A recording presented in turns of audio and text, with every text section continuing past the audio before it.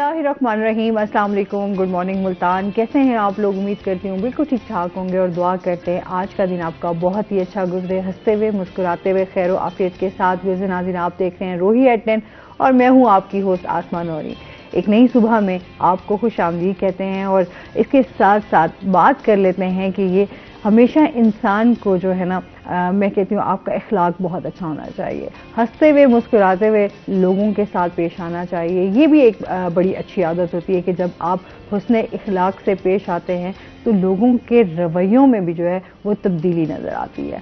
अच्छा, फिर हम एक बात करते होते हैं कि इंसान हमेशा जब सुबह उठता है तो हमेशा अल्लाह ताला का शुक्र अदा करना चाहिए कि अल्लाह ताला ने आपको एक नई ज़िंदगी दी है जिसमें आपने अपने तमाम काम जो है वो सरअंजाम भी देने हैं और साथ साथ इन सब जिम्मेदारियों को भी निभाना है जो आपके ज़िम्मे हैं।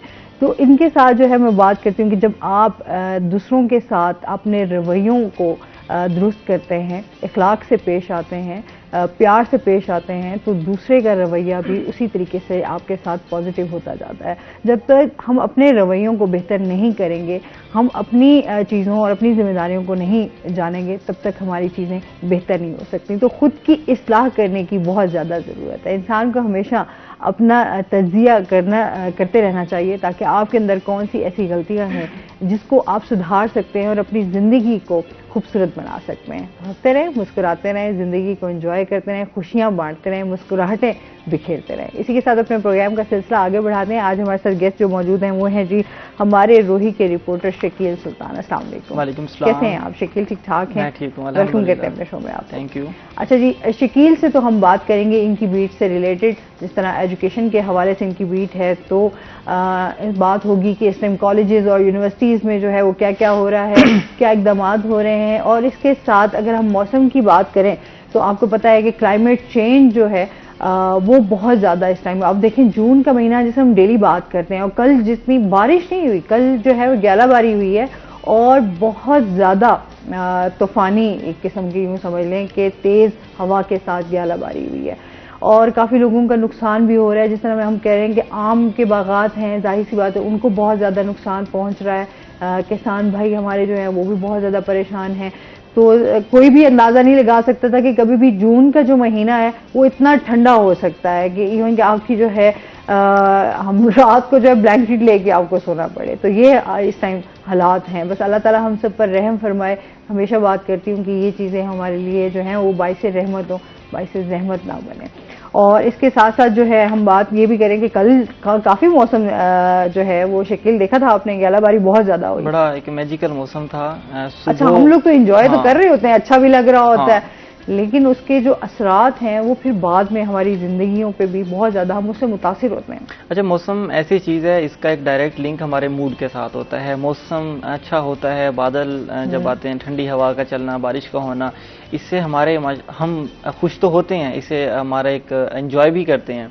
लेकिन अब जो एक एक्सेसिव ये जो बारिशें चल रही हैं, मुसलसल बारिशें हो रही हैं, अब ये हमारा मूड तो ठीक है, अच्छा हो रहा है, लेकिन इसके जो नुकसानात हो रहे हैं फसलों को, और एक सबसे बड़ा ख़तरा सैलाब का वो मंडलाने लगा है। सैलाब का ख़तरा है, उसके हवाले से हुकूमत ने भी तैयारी शुरू कर दी है। तो ये जो क्लाइमेट चेंज है अब ये इंजॉय करने के काबिल नहीं रहा। अब ये क्लाइमेट चेंज जो है वो मज़ीद हमारे लिए नुकसान पैदा कर रहे हैं। जिस तरह अगर हम बात करें आज के दिन को, हम फूड, आज चूँकि वर्ल्ड फूड सेफ्टी डे भी मनाया जा रहा है, बिल्कुल जी, खुराक को महफूज बनाने के लिए और खुराक के इस्तेमाल के लिए, तो इस वक्त पूरी दुनिया में ये वर्ल्ड फूड सेफ्टी जो है ये सिर्फ पाकिस्तान में नहीं, पूरी दुनिया में। पाकिस्तान में कुछ ज़्यादा ही है। पाकिस्तान चूँकि अभी उस तरह से तरक्की याफ्ता मुल्क नहीं है, अंडर डेवलपिंग कंट्री है, तो इसमें खुराक का जो क्राइसिस है, फूड क्राइसिस है, वो भी बरकरार है। लेकिन इसी तरह जिस तरह ये क्लाइमेट चेंज चल रहा है, मुसलसल बारिशें जो हो रही हैं, इसी तरह बारिशें चलती रहीं तो फूड का मसला भी हमारा जो है वो मुसलसल बढ़ेगा। हाँ। आप देखें, सब्जियां जो हैं, इतने अरसे से मैं उनके रेट्स बता रहा था, सब्जियां जो रोज़ाना की सब्जियां हैं वो बड़ी कम रेट पर मिल रही थी, लेकिन अब मुसलसल बारिशें हैं, रुकने का नाम नहीं ले रही। उससे जो फसल तबाह हो रही है एक चीज़, दूसरा मंडियां जो हैं उनकी सूरत हाल अबतर हो रही है दूसरा, और इसका जो असर पड़ रहा है वो ये है कि आम सब्ज़ी जो हमारे करीबी इलाकों से आती है, जो 30 से 40 रुपए में मिल रही थी वो 2 गुना कीमत हो गई है। टमाटर देख लें, वो इस वक्त बहुतात में आ रहा था ना, और 30 रुपए किलो में मिल रहा था। प्याज देख लें, 50 रुपए किलो में मिल रहा था, अब उनकी कीमत 80 हो गई। और ऐसे ही देखें ना, बारिशें चल रही हैं और कहा जा रहा है कि ये तकरीबन अगले महीने के एंड तक ये बारिशें ऐसे रहेंगी। और अगर ऐसे ही बारिशें रहीं तो एक सब्जियों में ख़ास तौर पर और फलों में एक बहुत ज़्यादा महंगाई का तूफान देखा जाएगा। जिस तरह पिछले साल टमाटर और प्याज जो हैं वो 400 रुपये किलो तक पहुंच गए थे, आम शहरी की पहुंच से दूर चले गए थे, यही कुछ होगा। और उसके साथ सबसे बड़ा खतरा जो है वो सैलाब का हो सकता है। सैलाब ना सिर्फ फसलें तबाह करेगा, और उसके अलावा सैलाब की तबाहकारियाँ पिछली दफ़ा हमारे सामने थी। घर तबाह किए, जानी माली नुकसान हुआ। तो क्लाइमेट चेंज बहुत बड़ी खतरे की घंटी है। हमें बस अल्लाह से दुआ करनी चाहिए कि हम इस चीज़ से महफूज रहें, क्योंकि मुसलसल बारिशें जो हैं ये आगे नुकसान जो हैं वो बढ़ा रही हैं। तो अच्छा, हम बात जिस तरह कर रहे थे वर्ल्ड फूड सेफ्टी डे की, इस पर कुछ स्ट्रेटेजिक्स हैं, पहले हम उनकी बात करें। तो वर्ल्ड फूड सेफ्टी डे मनाया इसलिए जाता है ताकि इस दिन जो है हम फूड की जो है अवेयरनेस उसको लोगों तक पहुंचा सकें, आगाही दे सकें। आज जो है अगर हम आज की बात करें, मुल्तान की कई यूनिवर्सिटीज़ में, जिसमें agriculture, Nawaz Sharif agriculture university है, बहाउद्दीन ज़करिया यूनिवर्सिटी है, उसमें आज इस पर सेमिनार्स भी करवाए जा रहे हैं। लेकिन कॉलेजेस और स्कूल जो हैं वो बंद हो चुके हैं, समर वेकेशन स्टार्ट हो गई हैं, वहाँ पे तो नहीं करवाए जा सकते। यूनिवर्सिटीज़ में करवाए जा रहे हैं, उसमें बात की जाएगी, जिसमें मुख्तलिफ डॉक्टर्स हैं और माहिर ग़िज़ाइयत हैं, वो इस चीज़ पर बात करेंगे। इस वक्त वर्ल्ड हेल्थ ऑर्गेनाइजेशन क्या कहती है कि अनसेफ फूड, यानी कि इस चीज़ को हमने सीरियस क्यों लेना है, कि वर्ल्ड सेफ्टी क्यों ज़रूरी है, फूड सेफ्टी क्यों ज़रूरी है। तो जो स्ट्रेटेजिस्ट कहते हैं WHO के तकरीबन 16 लाख जो लोग हैं वो एक दिन में सिर्फ खुराक के ख़राब होने की वजह से बीमार होते हैं। अगर हम उन बच्चों की बात करें जो बच्चे 5 साल से छोटे हैं, वो खुराक जो है फूड अनसेफ होने की वजह से तकरीबन 340 बच्चा जो है वो एक दिन में मर जाता है, सिर्फ खुराक के ख़राब होने की वजह से। उसके अलावा 200 के करीब बीमारियां हैं जो खुराक अच्छी ना होने की वजह से वो हमें हो जाती हैं, जिसमें डायरिया है, कैंसर्स हैं, ये टॉप पे हैं। तो इंटरनेशनल इसमें हम कर क्या सकते हैं, इसमें हमारे इदारे क्या कर सकते हैं। जो इंटरनेशनल स्टैंडर्ड्स बनाए गए हैं फूड सेफ्टी के लिए कि आपने खुराक को महफूज कैसे बनाना है, उस पर जितने भी स्टैंडर्ड्स हैं, जितने भी लॉज हैं, जितनी भी इंस्ट्रक्शंस हैं, उनको फॉलो करवाया जाए। आप अगर हमारे मुल्तान शहर को देख लें, एक सड़क है, उस सड़क पर सारे लोग जो हैं वो अपने पकोड़े, समोसे, ये सारी चीज़ें लगा के बैठे हैं, तली हुई चीज़ें बना रहे हैं, खाने बना रहे हैं। उसी सड़क से आप इमेजिन करें कितने जरासीम जो हैं, कितनी गर्दो गुबार, कितनी मिट्टी वहीं पे शामिल हो रही है। मेरा नहीं ख्याल कि कोई डॉक्टर वगैरह या कोई बहुत ज़्यादा सेंसिटिव इंसान जो हाइजीनिक है इस तरह की चीज़ों, वो नहीं वहाँ से चीज़ खाएगा, लेकिन हम खा रहे हैं। और उसके अलावा हम घरों में भी हमारी चीज़ें पड़ी होती हैं, उसमें भी ज़रूरी है कि हम उन एहतियात का ख्याल रखें जिससे हमारी जो खुराक है वो महफूज रह सके। और इसके अलावा सबसे बड़ी चीज़ जो है वो हमें इंटरनेशनल स्टैंडर्ड्स फॉलो करने की ज़रूरत है।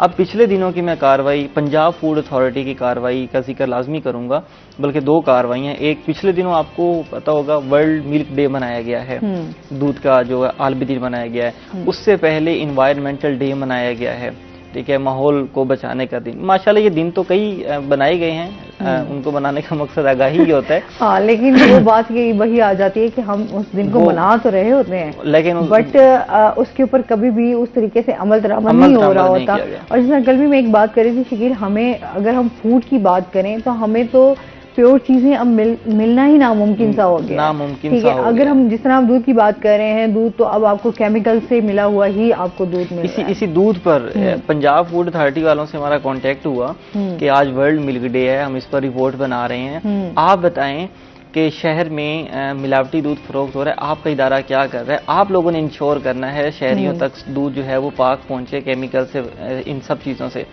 तो बड़े हैरान कुन फिगर थे। उन्होंने बताया कि गुज़श्ता 5 माह में, जनवरी से मई तक, उन्होंने कोई 3800 लीटर के करीब जो है वो उन्होंने दूध पकड़ा है ओवरऑल, जो उन्होंने तलब किया जो मिलावटी दूध था। यानी कि इतना, ये जो कोई 4000 लीटर के करीब जाके दूध बनता है, ये अगर ना पकड़ा जाता तो ये केमिकल्स मिला दूध जो है वो शहरियों ने पीना था। और बच्चे अच्छा, भी पी रहे होते हैं। और हम अगर एक बात करें ना, चलें एक इस तरह के बहुत सारे ऐसे वाकयात जो हो रहते हैं, कुछ तो नजर में आ जाते हैं तो उनके ऊपर एक्शन ले लिया जाता है, कुछ होते हैं जो बच जाते हैं, तो वो फिर जाहिर सी बात है, मजीद वो तो अपना काम बढ़ाते मजीद हैं, अपना काम बढ़ा भी रहे होते हैं। और बहुत ये चीज आम हो रही है, दूध में मिलावट तो बहुत ज्यादा आम है इस टाइम। हम लोग इस हवाले से देखें तो आप अब हर बंदा घर में अपनी भैंसे तो पालने से रहा, ये भी है। और जिस तरह का महंगाई का दौर है, अभी आप जो है, लोग अगर कहते हैं ना कि आपका दूध भी अगर 150 रुपए किलो भी आप अगर कहें कि आपको खालिश दूध मिलेगा, तो उसमें भी कहीं ना कहीं वो मिलावट होगी। यहाँ पे दुकानदार से हमारी बात हुई, दुकानदार को हमने कहा कि बात सुने, आप 180 रुपए किलो दूध दे रहे हैं, यही मुख्तलिफ शहर में मकामात पर यही दूध 140 और 50 में भी फरोख्त हो रहा है। हाँ। तो उसने हर दुकानदार का अपना एक सोर्स है कि कहाँ से उसका दूध आता है। तो उसका कहना है कि जो 180 हम दे रहे हैं ना, ये हमारे अपने फार्म से आ रहा है और ये खालिश दूध है, और हमारे पास फूड अथॉरिटी वाले आते हैं, चेक करके जाते हैं, चलें आप तो खालिश दे रहे हैं। लेकिन वो कह रहा है अगर कोई बंदा इससे कम रेट पर आपको दूध बेच रहा है ना, तो उसका दूध मिलावटी है। अब दूध में मिलावट हो कहाँ से रही है?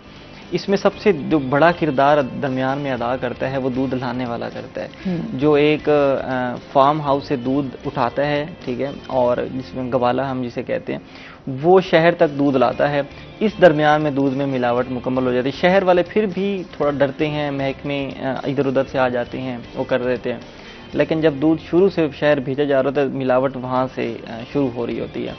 तो अब ये भी यकीन नहीं है जी कि दूध जो इसके पास आया पड़ा, शहरियों के पास पैमाना नहीं है कि दूध हम चेक कैसे करें। ये बड़ा एक आम क्वेश्चन है कि पता कैसे चलेगा कि दूध खालिश है या खालिश नहीं है। अच्छा, एक कॉल ले लेते हैं। शकील, अस्सलाम वालेकुम। हेलो, अस्सलाम वालेकुम। हेलो, वालेकुम सलाम। क्या हाल है आपकी? आप ठीक हो? मैं ठीक हूँ। फौजिया बात। मैं कब से फोन कर रही हूँ, आप मसरूफ हो? मैं मसरूफ हूँ तो मैं शो में हूँ, तो जाहिर सी बात है मैं मसरूफ ही हूँ। मुझे आपसे फेवर चाहिए। क्या? एक फेवर चाहिए, मैं आपको मिलना चाहती हूँ। मैं भी आपके इलाके से हूँ, मुल्तान से। अच्छा, आप मिलना चाहती हैं? मैं फेस टू फेस बात करना चाहती हूँ आपसे। हाय अल्लाह, सब खैरियत है ना? मैं आपकी इतनी फैन हूँ कि आपको मैं बता भी नहीं सकती। अच्छा, बहुत शुक्रिया आपका, आपके इतने प्यार का। आप हमारे ऑफिस आके मिल सकती हैं, मेरे से कोई मसला नहीं है। अभी मैं इतनी पढ़ी लिखी तो नहीं हूँ, मैं ऑफिस नहीं आ सकती है। मैं इतनी पढ़ी लिखी तो नहीं हूँ ना। अच्छा, तो कोई बात नहीं, पढ़े लिखे का मिलने से कोई ताल्लुक वास्ता नहीं है, आप आ सकती हैं ऑफिस हमारे। ये मैं यानी कि शाहजहां तबरेज है ना? हाँ हाँ हाँ हाँ हाँ। आपसे मिलना चाहती, मुझे ख्वाब में नजर आई थी ना आप, वहाँ में आप मुझे मिली थी। मेरे ख्वाब में आई थी आप। अच्छा, चले ठीक है, बहुत शुक्रिया आपके इतने प्यार का। और बस दुआ करती रहा करें, अल्लाह ताला हम सबके लिए आसानियां करे। और दुआएं जो होती हैं ना, वो बेहतरीन तोहफा होती हैं, मैं समझती हूँ किसी के लिए भी। तो आपके इतने प्यार का बहुत शुक्रिया। अच्छा जी शकील, बात कर रहे थे हम वर्ल्ड फूड सेफ्टी डे के हवाले से। तो जिस तरह अभी फूड की बात हो रही थी, अच्छा एक खाली हम दूध कर नहीं लेते, हम फ्रूट्स की तरफ भी आ जाते हैं। अच्छा, जिस तरह सब्जियां हमारी हैं वो इस टाइम गंदे पानी से तैयार हो रही हैं, ठीक है, हम उनकी सब्जियों की बात कर लें। हम अगर फलों की बात करें, जिस तरह फलों में भी इंजेक्ट किया जा रहा है, इवन कि तरबूज और खरबूजे में भी, ठीक है, वो लोगों को ये पैकेट दिखाने के लिए कि जी ये तरबूज मीठा है, खरबूजा मीठा है। तो इस तरह की बहुत सारी चीजें जो हम खा पी रहे हैं, उनमें मिलावट भी है और वो हमारे लिए हेल्दी भी नहीं है। और हम बीमारियां भी उसी तरीके से, डायरिया, क्योंकि हम देख रहे हैं आजकल बहुत ज्यादा है, गर्मियों में तो बहुत ज्यादा इसमें इजाफा हो जाता है कि डायरिया हो गया आपको, डिहाइड्रेशन हो गई आपको, ये चीजें बीमारियां। और फिर जो सबसे जो हमारा मेन मसला आ रहा है, वो आ रहा है पानी का। इस टाइम मुल्क का पानी है वो शदीद गंदा हो चुका हुआ है, और साफ पानी ना पीने की वजह से भी, मिलने की वजह से हमारे यहाँ जो है वो हेपेटाइटिस जो है वो बहुत तेजी से फैल रहा है, इवन के बच्चों में भी और बड़ों में भी, सब में भी। ये आपने ना अच्छा पॉइंट लिया है कि बेसिक जो है वो पानी, साफ पानी की अदम दस्तयाबी जो है वो हमें ज़्यादा बीमार कर रही है, क्योंकि उसी पानी से हमारा घर का खाना भी बनना है, वही पानी हमने पीना है, वही हमारी दीगर जो मशरूबात हैं उसमें शामिल भी होना है। तो पानी मुल्तान में साफ पानी ना होना बड़ा पुराना मसला है और अभी तक इस पर हल भी कोई ऐसा नहीं किया गया। कोई हल नहीं निकला, क्योंकि हमारे सेवरेज के मसाइल है, हम बात करें तो फिर आ जाएगा। और सेवरेज के मसाइल तो सबसे ज्यादा देखे जाते हैं। अच्छा, इसमें मजीद भी हम बात करते हैं, जिस तरह हम क्लाइमेट चेंज की बात कर रहे थे, मौसम की बात कर रहे थे, तो मौसम का हाल जान लेते हैं। चलते हैं अपने सेगमेंट की तरफ, टुडेज वेदर।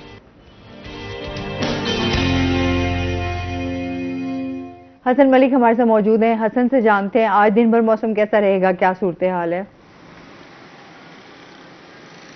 जी आसमा, शहर ओलिया मुल्तान के अगर आज के मौसम की बात की जाए तो गुज़िश्ता रात होने वाली बारिश और ज़ाला बारिश से मुल्तान शहर का दर्जा हरारत जो है उसमें नुमाया कमी देखने को आई है। आज भी अलल सुबह से मुल्तान का मौसम काफ़ी ज़्यादा सुहाना है, हल्की ठंडी हवा चल रही है। सुबह सवेरे ही काफ़ी ज़्यादा मुल्तान का मौसम जो है वो ठंडा और खुशगवार दिखाई दे रहा है।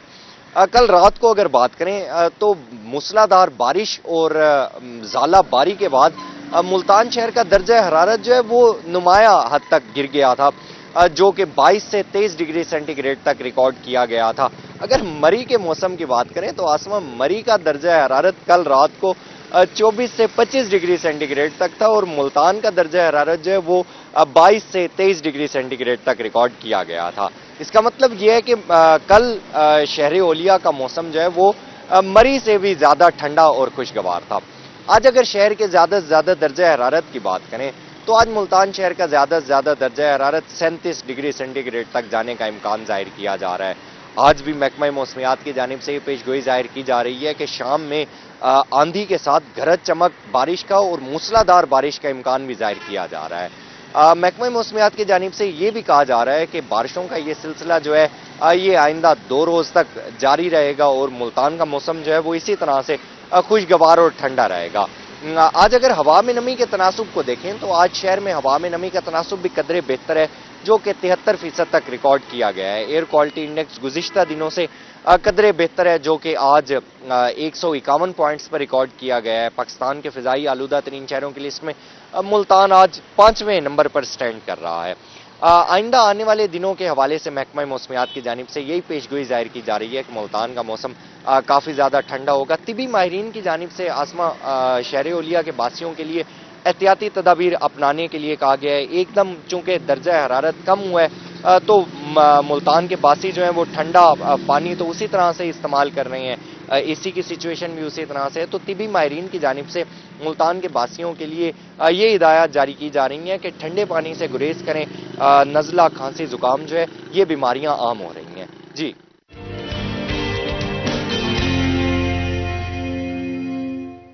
बहुत शुक्रिया हसन मलिक आपका। और इसी के साथ जो है बात हो रही थी हमारी, एक तो हम लोगों ने इस पे बात कर ली वर्ल्ड फूड सेफ्टी, उसके साथ साथ हम थोड़ा आ जाते हैं एजुकेशन के हवाले से भी बात कर लेते हैं शकील से कि महकमा हायर एजुकेशन जनूबी पंजाब के पब्लिक सेक्टर कॉलेजेस में नए इकदाम होने जा रहे हैं, उस हवाले से बताइएगा।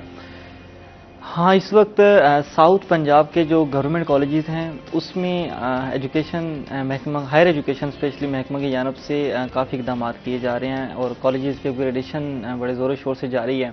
कुछ दिन पहले secretary Punjab higher education Javed Akhtar साहब मुल्तान तशरीफ़ लाए थे, तो उन्होंने मीटिंग्स वगैरह भी की, तो उन्होंने कॉलेजेस की सारी सूरत हाल की और खींचा भी डिपार्टमेंट को कि आप काम को तेज़ करें, क्योंकि इस वक्त सरकारी कॉलेजेस में कई प्रोग्राम जो हैं वो लॉन्च किए गए हैं।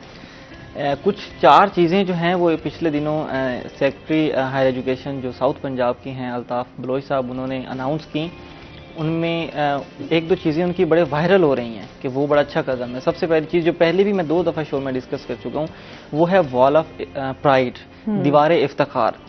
हर वो कॉलेज जिनके स्टूडेंट्स जो हैं पुराने स्टूडेंट्स जो इस वक्त किसी बड़े मुकाम पे हैं, कोई बिजनेसमैन है, कोई बड़ा काबिल लायर है, तो कोई जर्नलिस्ट है और उसके साथ कोई कहीं प्रोफेसर है, अक्सर लोग आर्मी में भी हैं, तो वो लोग जो इस इदारे से पढ़ के गए और आज मुल्क में किसी महकमे में किसी अच्छी पोजीशन पर हैं और ऑटोमेटिकली वो इदारे के लिए बायसे फ़ख्र भी हैं, प्राउड हैं, तो इसलिए उन्होंने क्या किया है, वॉल ऑफ प्राइड का आगाज़ किया है कि कॉलेज में एक मुख्तस किया गया हिस्सा है जो नुमायाँ हो, वहाँ पे एक ही थीम की दीवार बनाई जा रही है और अक्सर कॉलेज में ये बन चुकी है, और उसमें उन शख्सियात की तस्वीर, उनका नाम और वो सेशन जिन दिनों वो पढ़ के गए थे, 1990 है, अच्छा मज़े की बात है 1990, 1980 उन दिनों के लोगों को बाहर निकाला जा रहा है और उनको और इनके करंट उनकी स्टेटस क्या है, पोजीशन क्या है, इस वक्त वो कहाँ पे हैं। तो उनकी दीवारें बनाई गई हैं और ये बड़ी एक उनके लिए भी फ़ख्र की बात है, उनकी फैमिली के लिए भी, उनके बेटों बेटियों के लिए भी। और जिन जिन कॉलेजेस में ये दीवार वॉल ऑफ प्राइड बना दी गई है, वहाँ पे उनकी फैमिलीज भी और वो खुद भी देखने आ रहे हैं। अच्छा, इसमें मजीद भी इसकी बात करते हैं, अभी अपने जाना ब्रेक पे, हमारे साथ रहिएगा।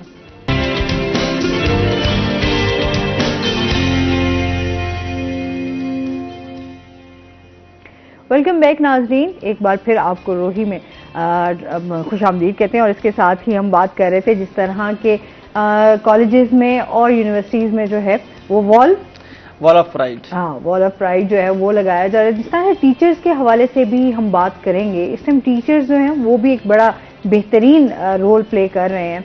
आप क्या समझते हैं कि आया वो अपनी जिम्मेदारियों को अच्छे से निभा रहे हैं या ये तो एक ऐसी बात है, टीचर्स जो हैं हमारे लिए आला दर्जा रखते हैं, ये काबिल इज्जत हैं, काबिल एहतराम हैं। हम अपने टीचर्स के मतलब खिलाफ तो नहीं बात कर सकते, लेकिन ओवरऑल अगर हम मुल्क की सिचुएशन पर बात करें तो बार बार जिस तरह कहा जा रहा होता है कि उस्ताद कौम का महमार होता है।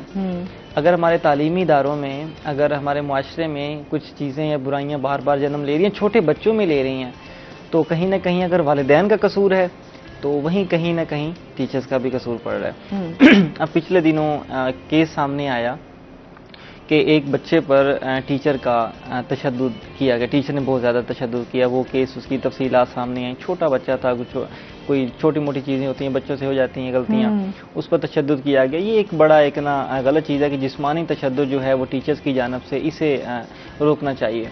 दूसरा एक और उनसर जो ये पाकिस्तान से ख़त्म होने का नाम नहीं ले रहा, जो हरासमेंट केसेस हैं, तो इस पर थोड़े से लॉज सख्त करने की ज़रूरत है, इम्प्लीमेंट करवाने की ज़रूरत है कि अगर किसी तालीमी इदारे में हरासमेंट केसेस हो रहे हैं स्टूडेंट्स के साथ, मेल फीमेल दोनों के साथ, तो उसमें कहीं ना कहीं हाथ इदारे के टीचर्स का है, तो उस चीज़ पर बड़ी कड़ी ज़रूरत है। तो ये कौम के मेमार हैं, कहीं ना जहाँ बहुत ज़्यादा हिस्सा मुस्बत जो है वो टीचर्स का स्टूडेंट्स को ग्रो करने में है। तो अगर कहीं कोई कमी पड़ रही है तो वो टीचर्स उसे पूरी कर सकते हैं, ये बड़ा ज़रूरी है।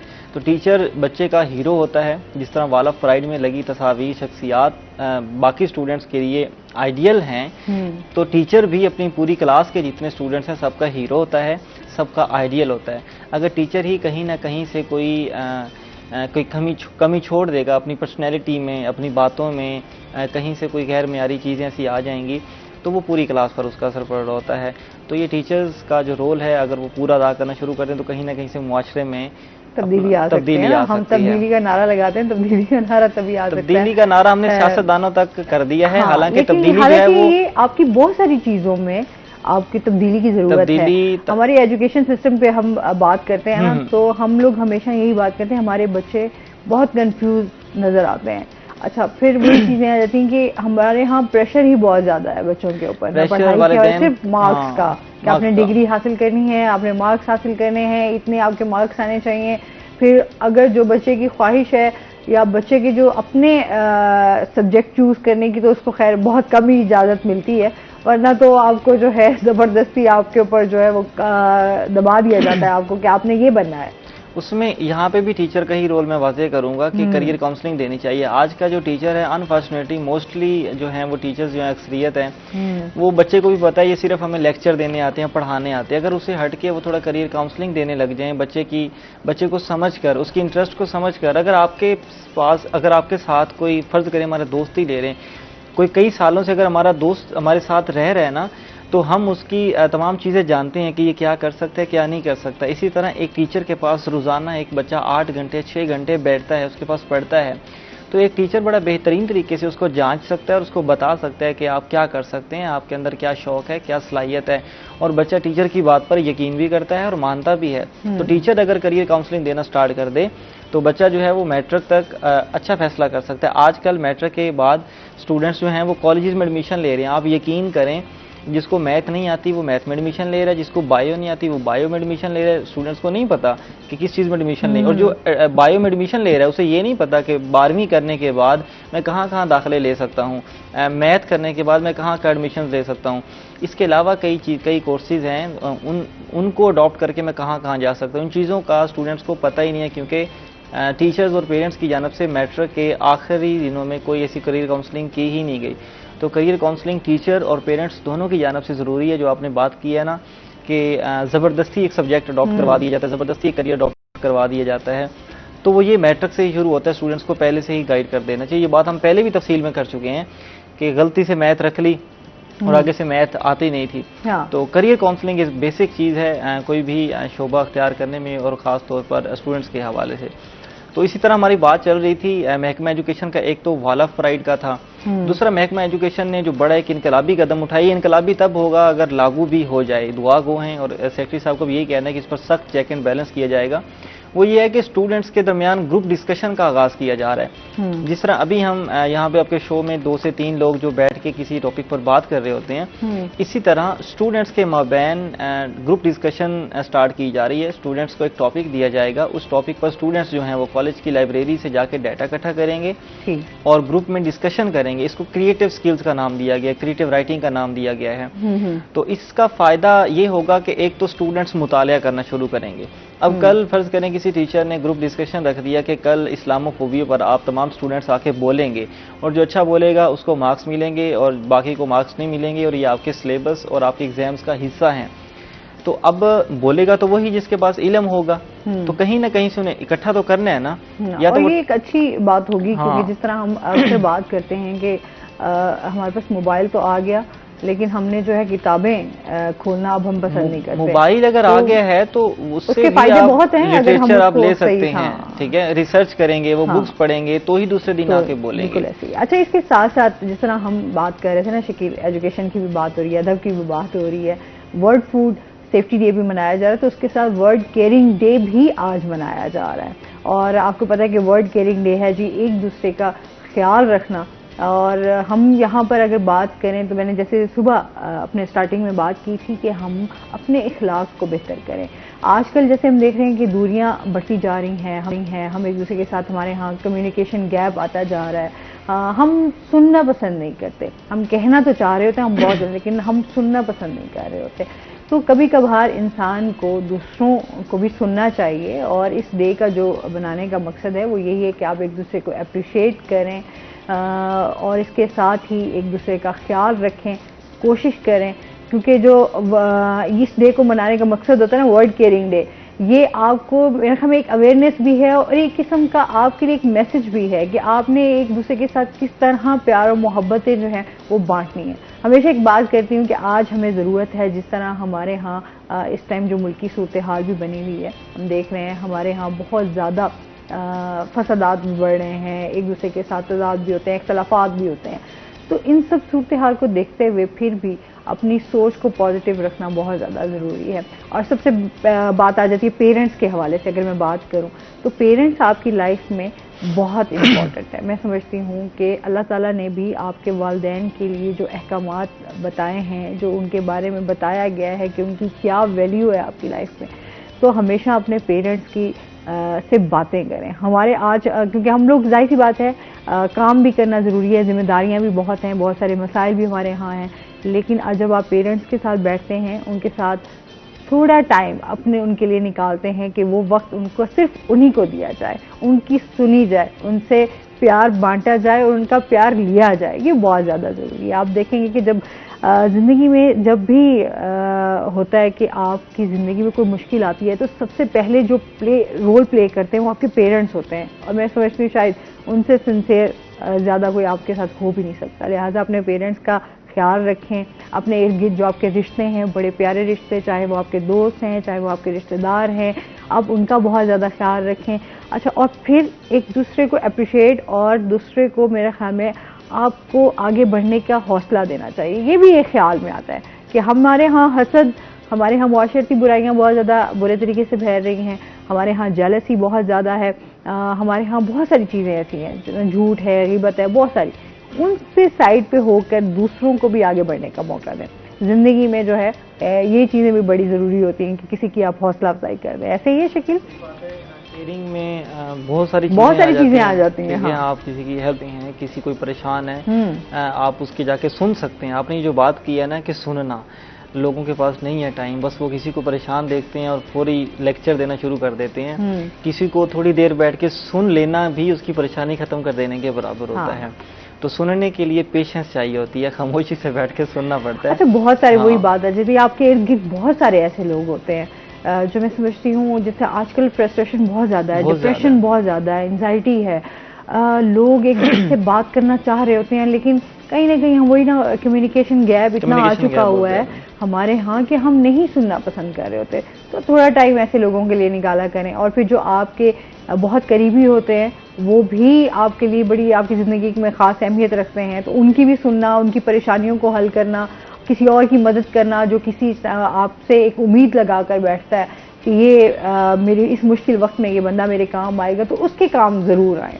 ये भी बड़ा अल्लाह की तरफ से आपके लिए इशारा होता है कि आप किसी की होप बनते हैं। अगर कोई आपका करीबी है, दोस्त है, पेरेंट्स हैं, सिस्टर्स ब्रदर्स हैं, आपका फेलो है, कुलीग है और आपके क्लोज है, अगर आप कुछ दिन तक उसको बैठ के टटोलेंगे नहीं ना, उसको सुनेंगे नहीं, उसकी परेशानी नहीं डिस्कस करेंगे, वो भी बदगुमान हो जाता है कि नहीं मुझे इससे कोई होप नहीं रही, ताल्लुक खत्म होना शुरू हो जाता है। तो बर वक्त किसी के पास पहुंचना बड़ा जरूरी है ताकि आप उसकी सारी परेशानियां सुने और उस पर आप बात करें। कभी कभी किसी को सुनकर उस पर अपनी राय देने से भी उसका मसला हल हो जाता है। कहते हैं ना कि ये भी सदका जारी है, अगर आप किसी को अच्छा मशवरा देते हैं और किसी का जो है उसकी देखभाल करते हैं, तो ये बड़ी चीज़ें ज़रूरी हैं कि आप अपने इस मुश्किल वक्त में भी आप एक दूसरे का साथ दें, प्यार बांटें, मुस्कुराहटें। मेरी ये हमेशा यही इस प्लेटफॉर्म से मैसेज आता है कि बहुत सारी चीज़ें हम देख रहे होते हैं, नेगेटिविटी हमारे यहाँ बहुत ज़्यादा है, पॉजिटिविटी उस तरीके से नहीं है। तो पॉजिटिव रहना भी बहुत ज़्यादा ज़रूरी है, खुद भी अच्छा सोचें,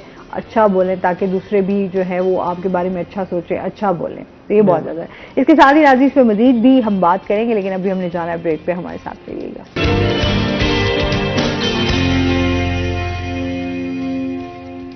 वेलकम बैक नाज़रीन, रोही एट10 में आपको खुश आमदीद कहते हैं। और इसके साथ ही जिस तरह हम बात कर रहे थे मौसम की, तो मौसम गर्मा की जो है वो छुट्टियां भी हो चुकी हैं अब, और क्या इस टाइम जो है वो पॉलिसीज़ बनाई जा रही हैं, उसके क्या फ़ायदे हैं, क्या नुकसान हैं, ये हम शकील से जानते हैं।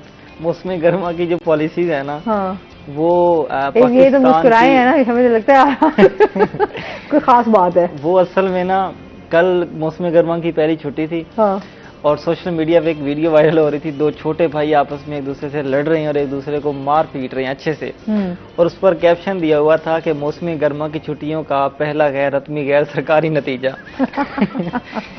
मतलब बच्चे आजाद हो जाते हैं, बच्चे आजाद हो जाते हैं, तो फिर ये लड़ना ही होता है इन्होंने। ठीक है, अच्छा ये भी एक, क्योंकि हमने छुट्टियां गुजारी हुई, तो हम तो छुट्टियों के बड़े मजे लिए नानी अम्मा के यहाँ जाना होता था ना सबसे पहले।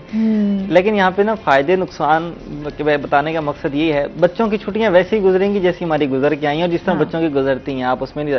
यहाँ पे मैं फोकस नौजवानों को करना चाहूँगा जो मैट्रिक कर रहे हैं या फिर जो कॉलेज में हैं या फिर यूनिवर्सिटी में हैं।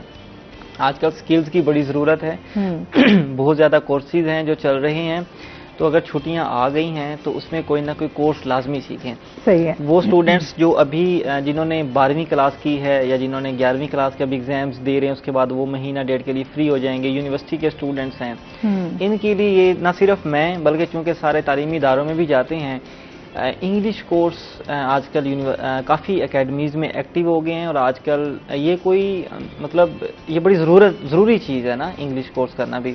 तो इंग्लिश कोर्स कर सकते हैं, उसके साथ कंप्यूटर कोर्स लाजमी है। फिर यहाँ पे ना ख़ास तौर पर ज़्यादातर गाँव के स्टूडेंट्स कहते हैं कि हमने इंग्लिश कोर्स कर या कंप्यूटर कोर्स करके हमने क्या करना है, हमने तो अभी पढ़ाई करनी है। तो ये बड़ा ज़रूरी है कि आपको इंग्लिश को लिखना और पढ़ना और उसके साथ कंप्यूटर का जो यूज़ है वो आना ज़रूरी है। लेकिन स्टूडेंट्स इस चीज़ को इग्नोर करते हैं, पेरेंट्स भी इग्नोर करते हैं। 2-2 महीने बच्चों को घर में फ्री रखते हैं, छुट्टियों का मतलब ये समझ लेते हैं कि पूरा साल पढ़ाई की, अब हमने रेस्ट करनी है। हालांकि सब जानते हैं कि अगर बच्चा एक भी छुट्टी करता है तो वो काफी जो है ना वो मेंटली तौर पर पीछे चला जाता है पढ़ाई से, वो उसका वो माइंड जो है वो एक्टिव नहीं रहता, रेगुलर नहीं रहता।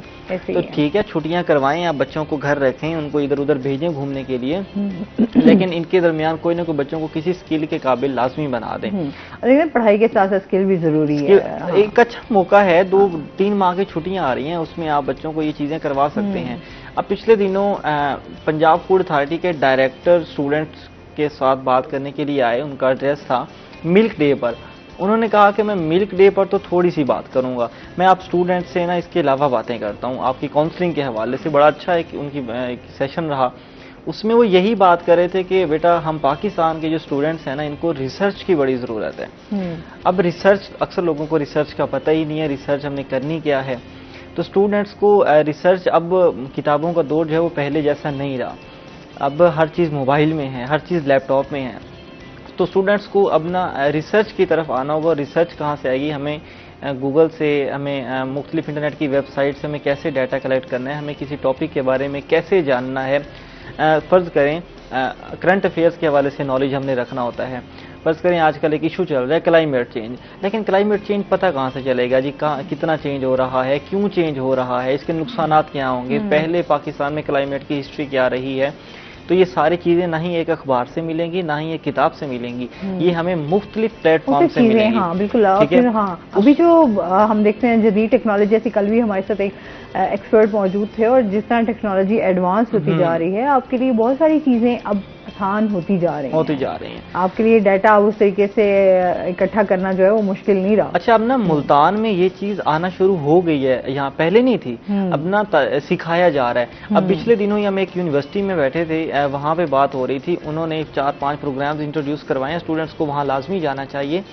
इसमें उन्होंने एक, और ये फ्री के कोर्सेज है, मजे की बात, अक्सर जगहों पे वो यूनिवर्सिटी स्टूडेंट्स उन यूनिवर्सिटीज़ को टच करें जिन्होंने 12वीं क्लास अभी की है और एडमिशन लेने हैं। वो कह रहे हैं आप हमारे पास आएँ, इंग्लिश कोर्स सिखाते हैं, क्योंकि सब कुछ इंग्लिश मीडियम में है। आपको उन्होंने ग्रूमिंग कोर्सेज भी स्टार्ट कर दिए कि हम आपकी कम्युनिकेशन, आपकी ड्रेस सेंस, आपकी इसके अलावा दीगर जो चीज़ें हैं, मैनर्स हैं, वो भी आपको सिखाते हैं। और उसके साथ कंप्यूटर कोर्स आपको सिखाते हैं कि आपने असाइनमेंट्स कैसे बनानी है, स्लाइड्स कैसे तैयार करनी है, अपने प्रेजेंटेशन कैसे देनी है। ये सारी वो चीज़ें हैं जो अभी से तैयार करना शुरू कर रहे हैं, ताकि कोई भी स्टूडेंट्स यूनिवर्सिटी में आता है तो वो अच्छे से अपनी डिग्री कर पाए। लेकिन हम ये समझते हैं यूनिवर्सिटी में जाएंगे, असाइनमेंट मिलेगी तो साथ साथ हमारी चीज़ें हमें तैयार होंगी, लेकिन ऐसा नहीं है। अब बहुत ज़रूरत है, जितने भी पेरेंट्स, जितने भी स्टूडेंट्स जो अब मैट्रिक से कॉलेज लाइफ में एंटर हो रहे हैं या कॉलेज लाइफ से यूनिवर्सिटी लाइफ में एंटर हो रहे हैं, इस अरसे के दौरान इंटर होने के दौरान महीने, 1.5 या 2 का गैप लाजमी आता है। तो काइंडली इसमें कोई ऑनलाइन कोर्स सीख लें या फिर कोई फिजिकल किसी अकेडमी से जाके सीख लें, आपको आसानी होगी। स्किल्स के और समर कैंप भी लगे होते हैं, उसमें भी आप जो है बहुत सारी उसमें भी मुस्तफीद हो सकते हैं। अच्छा, इसके साथ साथ आपसे जानेंगे कि नादरा दफातर में जो है वो पासपोर्ट ऑफिस खोलने का मामला क्या है, इस हवाले से भी बताइए। ये शहरियों को ना एक गलत फहमी हो गई है। असल में मेरा राब्ता हुआ है जोनल जो है पासपोर्ट ऑफिस है उनसे। खबर, पहले फेक खबर की बात कर लेते हैं, जो खबर फेक चलाई गई। तो खबर यूं फेक चलाई गई कि अब नादरा ऑफिस में पासपोर्ट ऑफिस बनाए जाएंगे, वजीर आजम उसका इफ्तिताह करेंगे और 10 जून से ये शुरू हो जाएगा। ये खबर वायरल हुई और पाकिस्तानी जो है वो सोशल मीडिया पे कोई एक चीज़ आती है उसको बिल्कुल मुकद्दस मानकर यकीन कर लेते हैं। सब ने ये यकीन कर लिया कि नादरा ऑफिस में पासपोर्ट बन रहा है। खबर यूं नहीं है, खबर ऐसे है कि वो तहसीलें जहाँ पे पासपोर्ट के ऑफिस मौजूद नहीं हैं, शहरियों को दूसरे डिवीजन्स और ज़िलों में जाके अपने पासपोर्ट बनाने पड़ते हैं। तो वो तहसीलें जिनमें पासपोर्ट ऑफिस नहीं है लेकिन वहाँ पे नादरा ऑफिस मौजूद है, तो नादरा ऑफिस के अंदर एक काउंटर कायम किया जाएगा पासपोर्ट ऑफिस का। वहाँ से आप जाके अपने पासपोर्ट की एप्लीकेशन दे सकते हैं, आपको पासपोर्ट वहाँ से मिल सकता है। और इसमें कोई सारी तहसीलें नहीं हैं, कबीरवाला की तहसील है, जामपुर की तहसील है और इसमें कई चंद तहसीलें हैं जिसमें पासपोर्ट ऑफिस नहीं है लेकिन नादरा ऑफिस हैं। तो वहाँ पे काउंटर कायम किया जाएगा और वहीं से पासपोर्ट बनेगा। अब यहाँ पे 2 चीज़ें चली, एक तो लोगों ने ये समझ लिया कि नादरा ऑफिस में पासपोर्ट बन रहा है और 10 जून से बन रहा है, अभी डेट भी कंफर्म नहीं है। और दूसरा फिर नादरा ऑफिस की जानब से ये चीज़ चलाई गई कि अब पासपोर्ट हम देंगे। मतलब जिस तरह उनको ये था कि पहले भी नादरा सब कुछ कर रहे हैं तो पासपोर्ट भी हम देंगे, ऐसा नहीं है। पासपोर्ट डायरेक्टरेट इमिग्रेशन से ही आएगा, वहीं से ही बनेगा, सब कुछ वहीं होगा। ये है कि लोगों की सहूलत के लिए जहाँ पे पासपोर्ट नहीं है वहाँ पे काउंटर कायम किया जाएगा। तो ये एक लोगों को गलतफहमी है कि पासपोर्ट ऑफिस बनाया जाएगा। हाँ, जब तक उस तहसील में पासपोर्ट ऑफिस नहीं बन जाता तब तक आप नादरा में जाके आप अपने पासपोर्ट काउंटर से अपने पासपोर्ट की सहूलियत ले सकते हैं। अभी कायम नहीं किए गए, ये एक तजावीज़ चल रही हैं जो आने वाले वक्तों में किसी भी टाइम में इस पर अमल हो सकता है और काउंटर्स जो हैं वो बनाए जा सकते हैं। अच्छा, आज सुबह में देख रही थी एक अच्छा इकदाम और भी किया है कि अब आपके जो शनाख्ती कार्ड हैं वो अब घर बैठे हुए शनाख्ती कार्ड जो है वो टीमें आपके पास घर घर पहुंचेंगी और आप इजीली अपने शनाख्ती कार्ड जो है वो बनवा सकते हैं। तो ये सहूलियात भी अब नादरा की तरफ से दी जा रही हैं कि अब बहुत ज़्यादा आसानियाँ करते जा रहे हैं। हाँ, और होनी भी चाहिए। मैं समझती हूँ कि हमारा हक भी है आवाम को कहीं ना कहीं रिलीफ मिलने का। जहाँ आप इतनी लंबी लाइनें लगा रहे होते हैं, जहाँ आपको बार बार दफातर के जो है वो धक्के खाने पड़ते हैं, तो कुछ इस तरह की फैसिलिटीज़ मिलनी चाहिए कि घर बैठे उनको इस तरह की, बल्कि हमें भी इन फैसिलिटीज़ का फ़ायदा उठाना भी चाहिए। हाँ। मोबाइल वेन्स इनकी वर्क करती हैं। मोबाइल वेन्स जो हैं वो मुख्तलिफ इलाकों में जारी होती हैं और वहाँ पे जाके वो अनाउंस भी करवाते हैं कि आप यहाँ पे आके ID कार्ड बनवाएं। भी जो है वो भी दे दिए हैं कि आप हर बंदा जो है वो जाके। अच्छा, स्कूटीज, हाँ, वो उसके बारे में भी ये गलतफहमी चली हुई है कि वो ही सब कुछ करे, ऐसा नहीं है। नहीं, वो तो नहीं वो सिर्फ बुजुर्गों के लिए है। वो बुजुर्ग जो नादरा ऑफिस नहीं पहुंच सकते, खवातीन भी हैं, कोई माजूर है, बीमार है, मतलब वो इस काबिल नहीं है कि वो घर से चल के नादरा ऑफिस जा सके, तो उसका जितना भी कोई नादरा में काम है वो जो स्कूटीज उन्होंने दी हैं वाइट कलर में एक बाइक किया के नाम से, ठीक है, वो उनको सहूलियात मिलेंगी और वो मिल रही हैं। एक साल हो गया तकरीबन मुल्तान में भी और बाकी काफ़ी ज़िलों में भी ये स्कूटीज़ वर्क कर रही हैं। ये एक बुजुर्गों के लिए बड़ा एक अच्छा कदम है। नहीं तो नादरा में बुजुर्ग ख्वातीन या बुजुर्ग जो बहुत ज़्यादा वहाँ पे मुश्किलात का भी आपको जो है वो सामना करना पड़ता है। अच्छा, इसके साथ साथ हम बात कर रहे हैं कि अहम सेमिनार्स भी हो रहे हैं, जैसे आज के दिन के हवाले से भी काफ़ी सेमिनार्स होंगे, इसके हवाले से बताइएगा शकील। शुरू में ही जब मैंने आपको बताया कि इन्वायरमेंटल डे था, उस हवाले से यूनिवर्सिटी में सेमिनार करवाया गया कि माहौल जो है वो हम उसको कैसे बचा सकते हैं। इस साल जो इन्वायरमेंटल डे सेमिनार बनाया गया उसका जो थीम था वो ये था कि प्लास्टिक पोल्यूशन को हमने ख़त्म करना है। कि ये जो प्लास्टिक का इस्तेमाल बढ़ता जा रहा है, हम सब्जी ला रहे हैं प्लास्टिक बैग्स में ला रहे हैं, शॉपर्स में ला रहे हैं, हम कपड़े हैं वो इसमें आ रहे हैं, प्लास्टिक इवन के इस दरियाए सिंध जो है वो इसमें सबसे ज़्यादा प्लास्टिक जो है वो पाई जाती है। लोग कूड़ा गिरकट वहाँ फेंकते हैं, सब कुछ करते हैं। उसके बाद मिल्क डे का भी सेमिनार हम उसको भी तफसील में डिस्कस कर चुके हैं। कल BZU में बड़ा एक अच्छी एक्टिविटी रखी गई जिसका टॉपिक था women development and agriculture mechanization in Pakistan.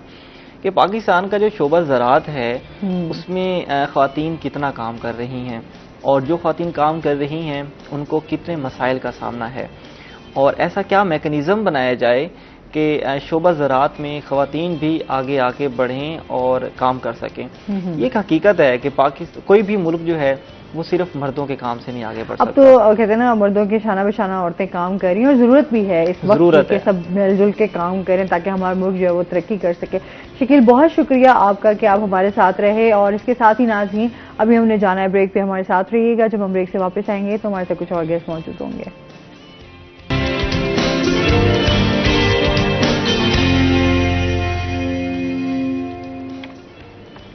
Welcome. Break के बाद हमारे साथ गेस्ट मौजूद हैं, उनका तारुफ करवा देती हूँ। आज हमारे साथ मौजूद हैं जी प्रोफेसर डॉक्टर अब्दुल माजिद सुमरो साहब, जो कि IT एक्सपर्ट हैं और एजुकेशनिस्ट हैं। अस्सलाम वालेकुम, कैसे हैं आप? ठीक ठाक हैं? Thank you. अच्छा जी, और इसके साथ ही हमारे साथ जो दूसरे गेस्ट मौजूद हैं वो हैं जी वाजिद रजा, हमारे साथ मौजूद हैं, जो कि मोटिवेशनल स्पीकर भी हैं, एजुकेशनिस्ट भी हैं और बहुत सारे काम कर रहे हैं। अस्सलाम वालेकुम, कैसे हैं आप? ठीक ठाक हैं? वेलकम करते हैं अपने शो में आपको। अच्छा जी, आज का जो हमारा टॉपिक है वो वाजिद से हम डिस्कस करेंगे कि हम लोग समटाइम ऐसा होता है, जैसे रवैयों की भी बात हो रही थी कि बहुत सारे एक दूसरे को किसी मुसीबत में देखते हैं तो बहुत सारे लोग जो हैं उसमें खुश भी होते हैं। इसकी क्या रीज़न्स हैं ये भी जानेंगे, क्योंकि हमारे यहाँ अब ये चीज़ें बहुत ज़्यादा आम होती जा रही हैं। तो किस तरह अपने आप को पॉजिटिव रख सकते हैं ये बात होगी। और इसके साथ ही सर से जानेंगे क्योंकि IT एक्सपर्ट हैं, तो इस टाइम जो है कंप्यूटर साइंस में क्या नया हो रहा है, क्या नया होने जा रहा है, किस तरह टेक्नोलॉजी जो है वो एडवांस होती जा रही है। इस हवाले से बात होगी। थोड़ी हम एजुकेशन पे भी बात करेंगे कि हमारा जो एजुकेशन सिस्टम है उसकी जो पॉलिसीज़ हैं उनमें कितनी चेंजिंग्स की ज़रूरत है। सर क्या हालचाल हैं, ठीक ठाक हैं? मैं बिल्कुल ठीक, आप सुनाएं। आप अल्हम्दुलिल्लाह। ये बताएं सर, सबसे पहले तो हम टेक्नोलॉजी के हवाले से बात कर लेते हैं कि जिस तरह जिद्दत आती जा रही है, दिन ब दिन टेक्नोलॉजी भी उसी तरीके से बढ़ती जा रही है। क्या अहमियत है, कितनी इसकी वैल्यू है? देखें, बीइंग एजुकेशनिस्ट मैं अपने व्यूअर्स को और आपको भी ये बात बताना चाहूँगा कि कंप्यूटर साइंस जैसे ड्रीम्स कम ट्रू, ये एक फिक्रा होता है ना, तो अगर आपने अपने ड्रीम्स ट्रू करने हैं तो इस टाइम जो फील्ड सबसे ज़्यादा वर्ल्ड में यूज़ हो रही है वो है कंप्यूटर साइंस और आईटी। यानी ये पूरी एक फैमिली है, artificial intelligence, cyber crime, cybernetics, all the bio informatics, a lot of.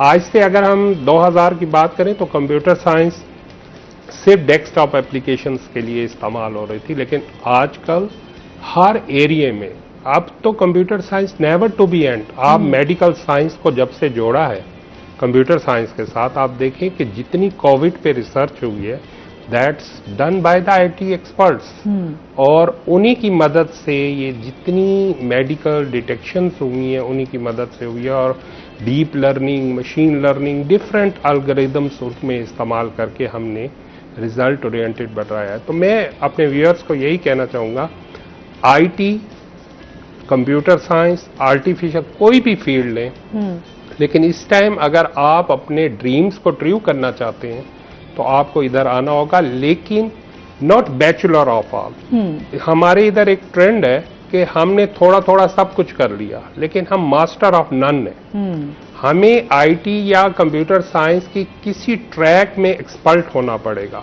तभी ही हम अपने गोल अचीव कर सकते हैं। पहले किसी भी एज ए एजुकेशनिस्ट होने के नाते मैं ये एडवाइस करूंगा जितने व्यूअर्स हमको देख रहे हैं कि अपने ऑब्जेक्टिव सेट करें कि हमने करना क्या है, गोल क्या अचीव करना है।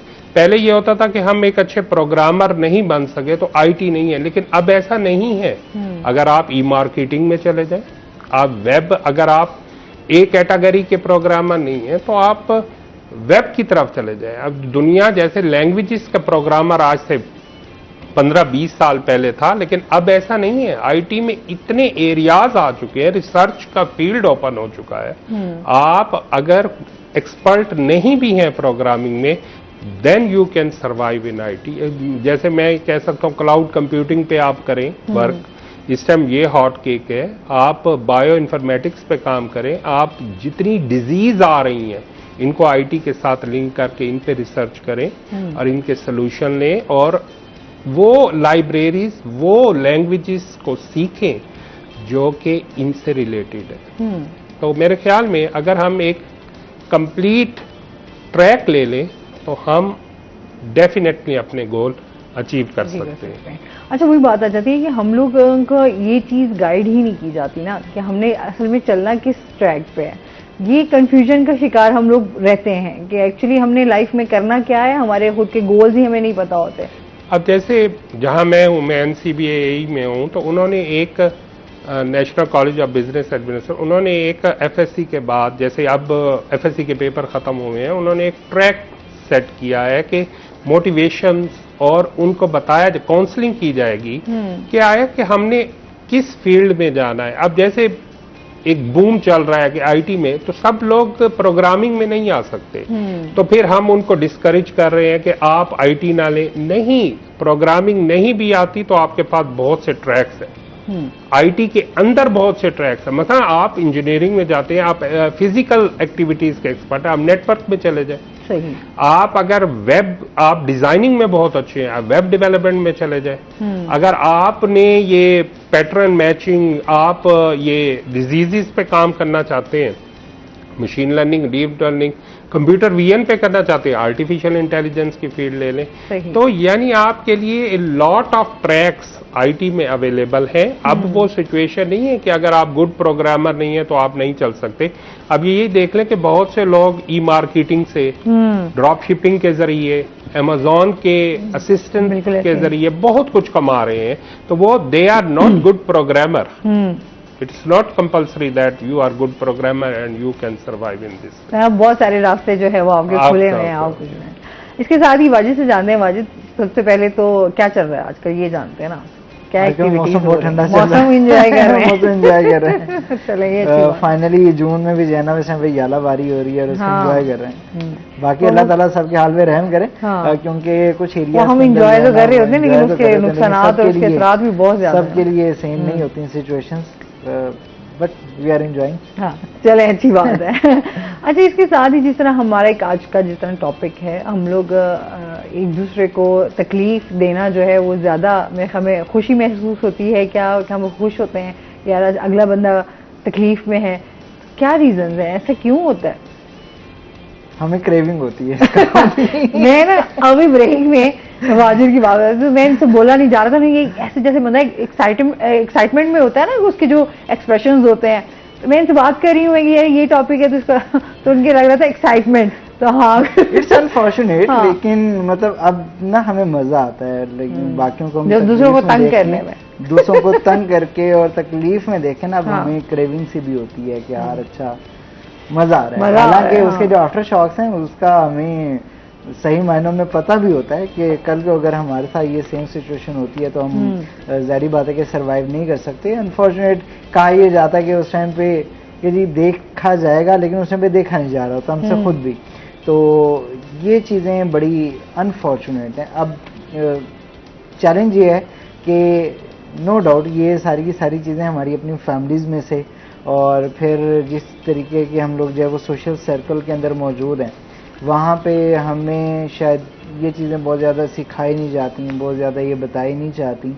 हालांकि बताई जाती हैं, लेकिन अभी जो है ना it's short by the end, और उसकी वजह से फिर क्या है कि हम लोग इस चीज़ को ना एक कॉमन प्रैक्टिस समझते हैं। बच्चों को बुली करना, ठीक है, उसके अलावा रैगिंग की बात करते हैं तो बुलिंग से ये सारे का सारा काम स्टार्ट होता है। चाहे वो हम लोग जब अपने फैमिली लेवल पे चेक करें, या उसको हम लोग इंस्टीट्यूशन लेवल पे चेक करें, या ऑर्गेनाइजेशनल लेवल पे चेक करें, कहीं ना कहीं ये पार्ट प्ले हो रहा है। और जब वो पार्ट किसी एक जगह पे प्ले होता है तो अल्टीमेटली वो एक जो एंगर का एक जो एलिमेंट है ना, वो पूरी की पूरी सोसाइटी के अंदर फ्लोट कर जाता है, क्योंकि ये सारी की सारी चीज़ें हमें पता है कि ये इमोशनल जितने भी एलिमेंट्स हैं ना कनेक्टेड होते हैं आपस में। हाँ, ठीक है, जब हम किसी को तकलीफ में देख के खुश हो रहे हैं और उसके बाद के हमारे मामला हमें पता भी हैं, लेकिन उसके बावजूद हम लोग जब उन चीज़ों को लेकर चल रहे होते हैं, तो अल्टीमेटली जो विक्टिम है उसके पास फिर एंगर और उसने पे गुस्सा शो करवाना है, वो किसी भी तरीके से उसको क्या करेगा कि अल्टीमेटली उसने अपना गुस्सा बाहर निकालना है। तो वो या तो रिएक्ट करेगा, या फाइट करेगा, या फ्लाइट करेगा। तो अच्छा, क्योंकि जिस तरह फ्रस्ट्रेशन बहुत ज्यादा है, एंजाइटी और डिप्रेशन बहुत ज्यादा है कुछ लोगों के मैं समझती हूँ कि आजकल जिस तरह सूरत हाल बनी हुई है, वाजिद आप इस चीज से एग्री करेंगे, हर बंदे के ना साइकोलॉजिकल इश्यूज चल रहे हैं। क्योंकि हम अगर बात करें इस तरह मुआशी सूरत हाल जो है उसकी वजह से बहुत ज़्यादा चीज़ें जो है हमारी बिगड़ी हुई हैं, तो लोगों का जो रवैया है, जो लोगों के वो समझते हैं कि अच्छा अगर आप किसी को तकलीफ देंगे तो शायद वो चीज़ें आप उनके ऊपर काबू कर लेंगे, मतलब आप खुश कहेंगे अच्छा यार ये मज़ा आ रहा है, जिस तरह आपने बात की एक्साइटमेंट होती है, लोगों को क्रेविंग होती है कि मैं इसको तकलीफ दूंगा तो यार ये उस तकलीफ में रोएगा। उसमें ना देखिए उसमें इंटेंशन भी हो सकता है और अनइंटेंशनली भी होता है, ये दोनों चीजें हैं। ठीक है, अब उसमें वही आप वाली बात को जो है ना वो सेकंड करूंगा कि हमारे ओवरऑल जो सोशल सर्कल के इकोनॉमिक क्राइसिस ले लें आप, ठीक है, या जो हमारे फ्रस्ट्रेशन के मामला हैं उनको अब हम लोगों ने कहीं ना कहीं निकालना है। वो कहते हैं अच्छा हम तो तकलीफ काट रहे हैं यार, ये क्यों खुश फिर रहा है, इन्हों भी तकलीफ दो।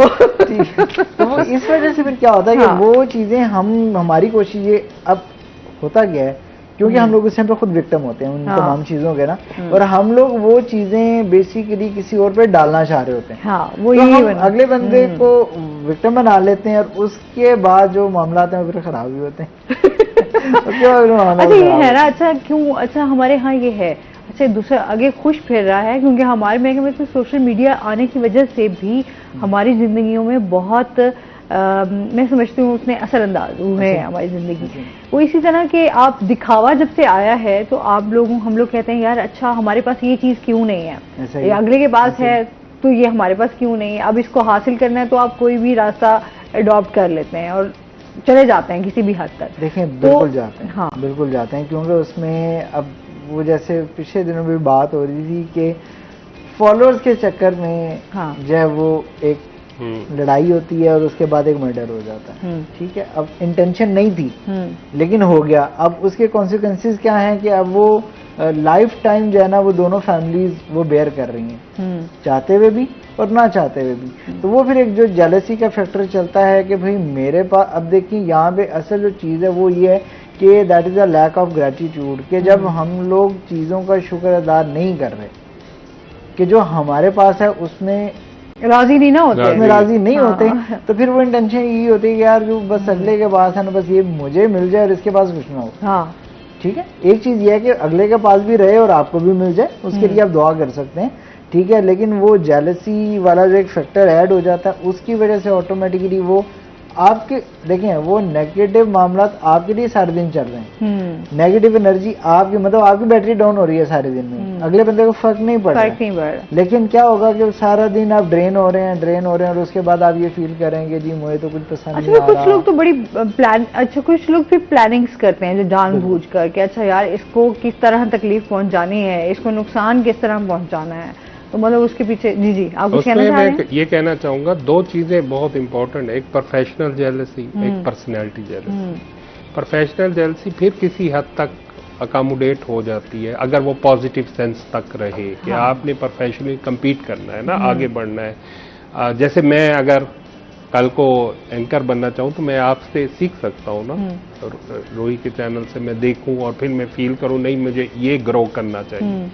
तो बेसिकली प्रोफेशनल जेलसी एक हेल्दी कंपटीशन की तरफ मूव हो सकती है अगर पॉजिटिव सेंस में रहे। लेकिन जो हमारे इधर अब क्रिएट हो रहा है ना, वो पर्सनैलिटी जेलसी को हम लेके आगे चल रहे हैं।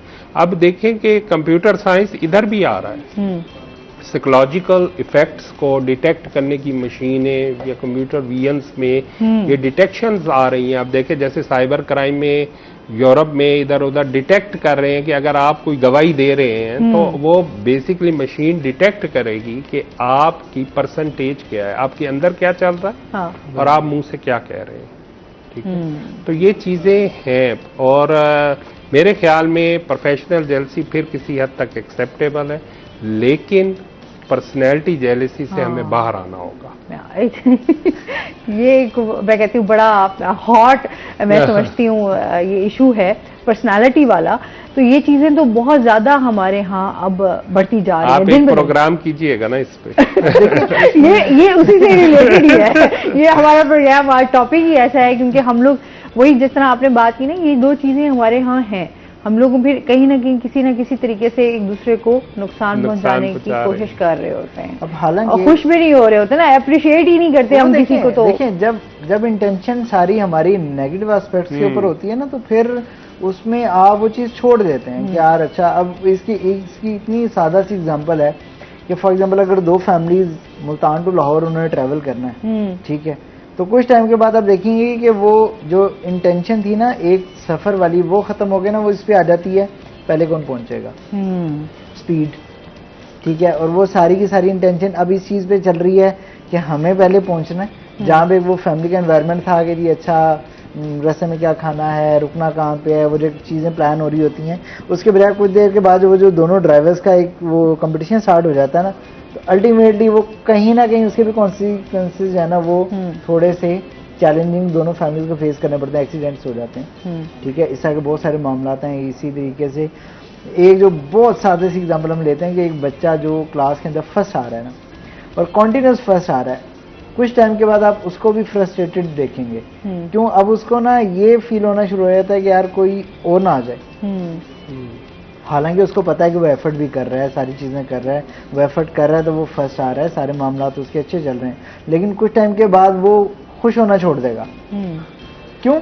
कि अब उसको ये लगेगा कि यार मेरे कंपटीशन में अगर कोई और चीज आ गई तो मैं क्या करूंगा और मैं फेल हो गया। तो इसलिए हम कहते हैं कि बच्चों को आप फेल होने का बताएं कि यार आप फेल हो सकते हैं लाइफ के अंदर, लेकिन इसको हम लोग सादे अल्फाज में अगर बात करें तो लर्न एंड ग्रो। जैसे सर ने बात की कि जो प्रोफेशनल आपकी जेलसी है ना उसको खत्म करने के लिए लर्न एंड ग्रो की टेक्निक है कि आप सीखें उसके बाद आगे चलें, सीखें आगे चलें। सीखना नहीं ना चाहते हम सीखना नहीं चाहते, बस हमारा ये मसला है कि हम सीखना पसंद नहीं करते। आप यहाँ पे देखें ना कि जैसे आईटी की इंडस्ट्री ग्रो कर रही है, आप इंडिया की एग्जांपल ले सकते हैं, अमेरिका की देखते हैं, वो अपने आईटी सेक्टर से बहुत रेवेन्यू जनरेट कर, पाकिस्तान भी कोई कम नहीं है। हाँ जी। मैं एक बात आपको बताऊं, जो पाकिस्तान की मीडिया इंडस्ट्री है या कम्युनिकेशन इंडस्ट्री है, वहाँ पे पाकिस्तान में बहुत काम हुआ है, बहुत काम हुआ है, लेकिन हमने आईटी सेक्टर को उस बूम पर नहीं लेकर आए जिससे हम एक बहुत अच्छा रेवेन्यू जनरेट कर सकें और अपनी पाकिस्तान की इकोनॉमी में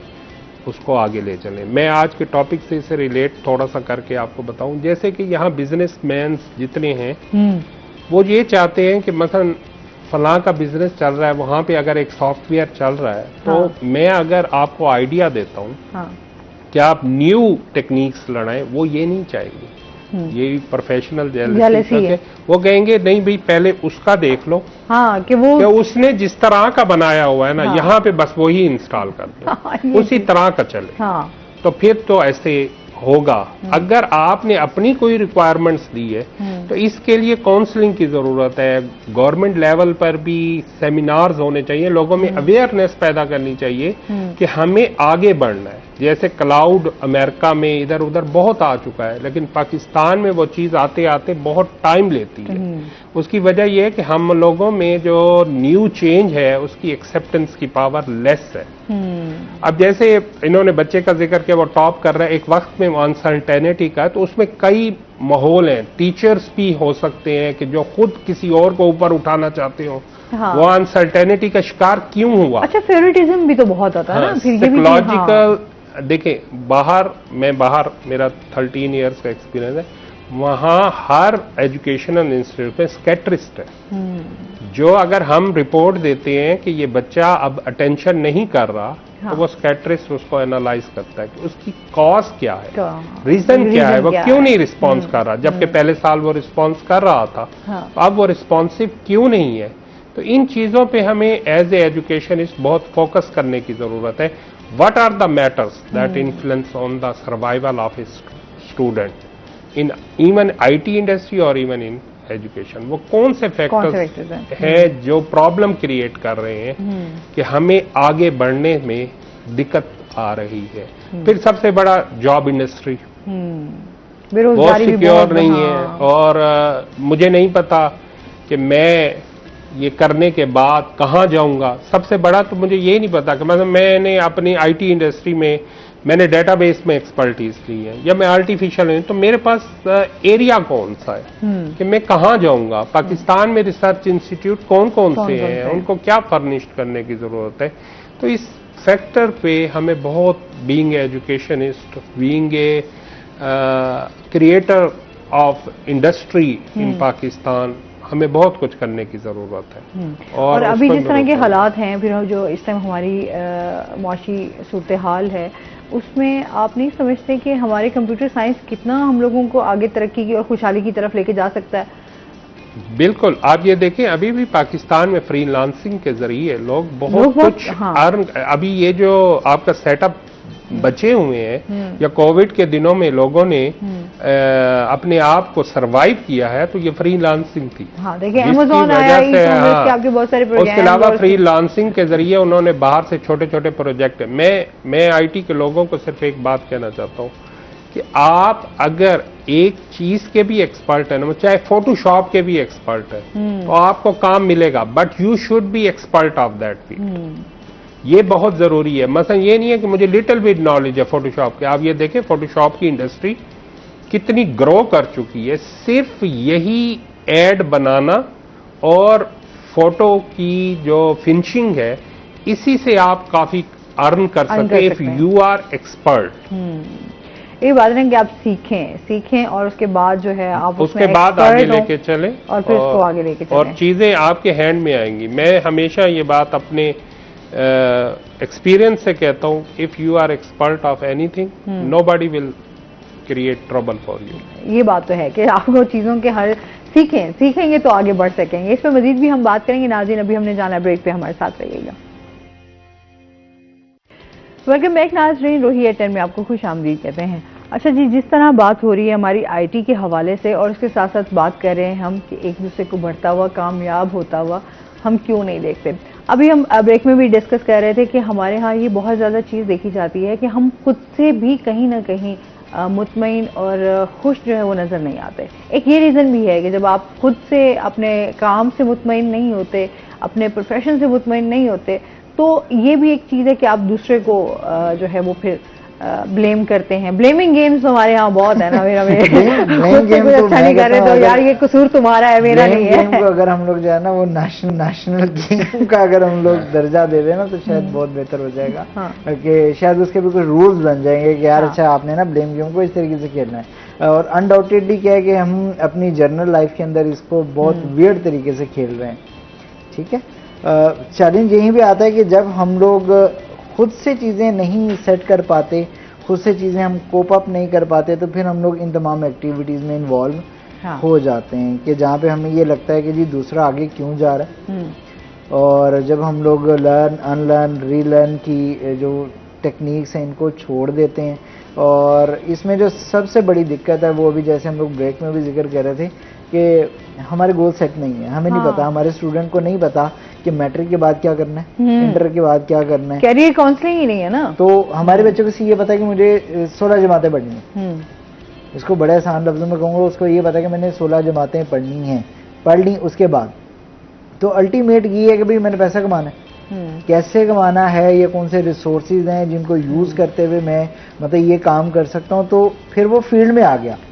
अब इस पूरे 16 साल के करियर में उसने कहीं पे भी प्रोफेशनल डेवलपमेंट नहीं सीखी।